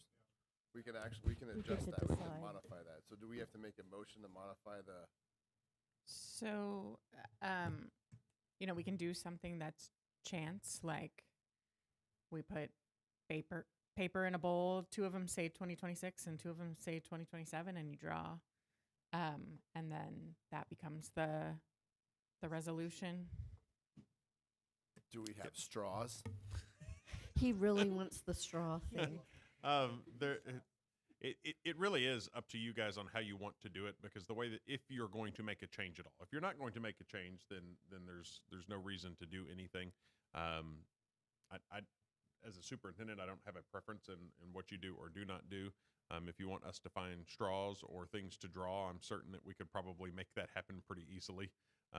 But I will say I think the fairest way to determine, because 4 of you are on the cycle where you would be up for election this time. If you were considering changing it, where only 2 would be up for election this year and 2 would be up for election next year, I think you have to do some type of drawing, whether that's straws, just to make it a very fair option for everyone. But Well, I think we have to make the determination first, is everyone going to run? Because if you're not going to run, then if you're not going to stay, if you're not going to... That's the other thing. If there's a district where you're not going to run, you could be up for election this year. Right. So that your term will end. I will tell you that I'm going to stay. You're going to run. My plan is to run, yes. Sorry. It's 11. I plan on also staying. Yes, my plan is to run. I'm planning the same. I'm planning to run. Ooh, hot seat. I'd be willing to draw.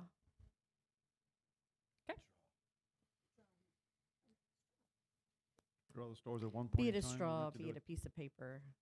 I just feel like the piece of paper is so much easier to Do you have any golden pennies in do. your pocket? Golden penny. To Let's like do break silver. some straws. Where's paper? Do we need to vote on the resolution? So I don't think you vote on the resolution until you have determined what you want filled in for districts 2. Right now it says districts 2 and 4 would conclude as currently scheduled in November 26. Districts 5 and 7 would be extended by 1 year to November 27. And so essentially you're trying to figure out 2, 4, 5, and 7, which ones are up in 26 versus which ones are up in 27. So we're doing this now. If you would like to. Wait, if you want to. You ready? Grease me.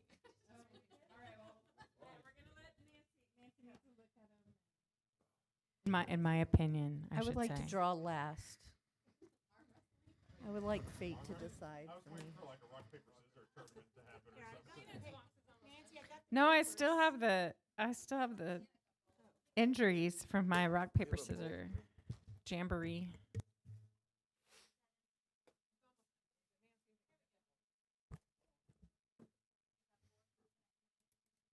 Do we want to go in like numerical order of district or who gets to pull first? Or I'm gonna do go we- last. We could go for a height line.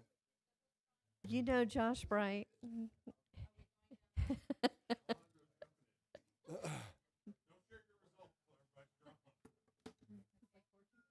Oh no, Denise next.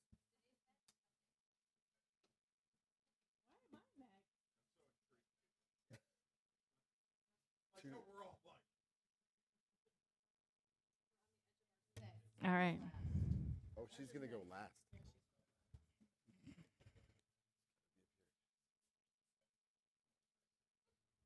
Did I get one? Nope, you didn't get nothing. You got it? I got one. No looking.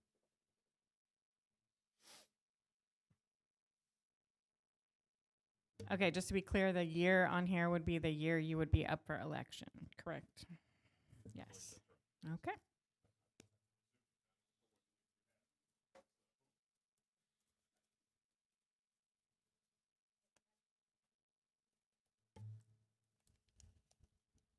I got 27. I got 26. 26. I have 27.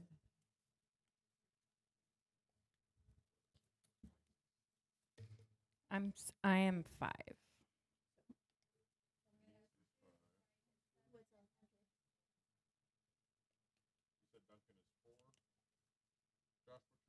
Seven. Magnificent 7.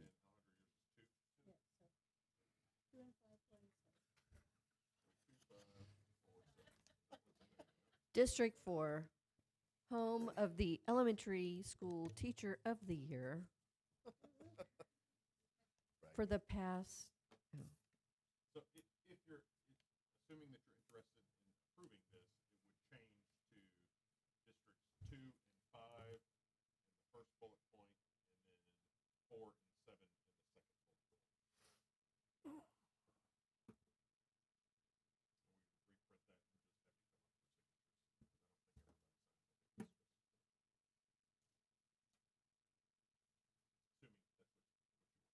Madam President, I move to approve the resolution with the changes made as stated by administration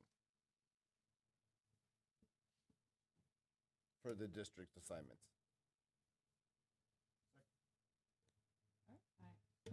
I have a motion for Mr. Bright and a second for Mr. Guetta. Any discussion? All in favor, raise your right hand. Opposed, same sign. Motion passes 6-1.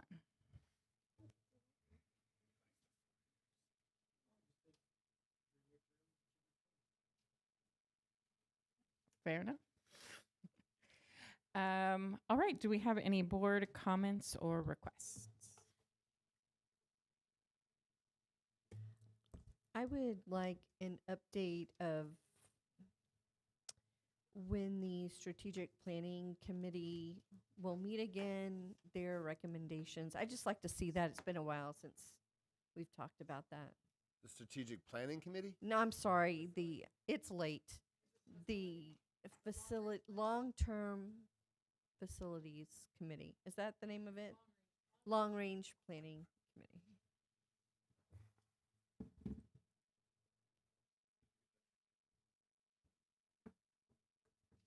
And it doesn't have to be next month, I would say, and then Yeah, it would probably be a challenge to bring it to you since next month since that committee has not met. yes. Well, So- but the last time they met, I thought they developed a plan. I just want an update on where we are with that.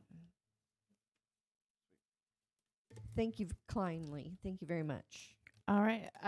My only thing is, if you are the parent of a senior, I hope you will sign them up for project graduation. The deadline is tomorrow. Keep them safe on graduation night. And happy graduation, everybody.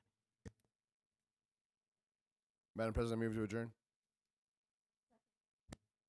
All right. I have a motion for Mr. Bright and a second from Ms. Duncan. All in favor, raise your right hand. Opposed, same sign. Motion passes 7-0. We are adjourned at 11:05 p.m.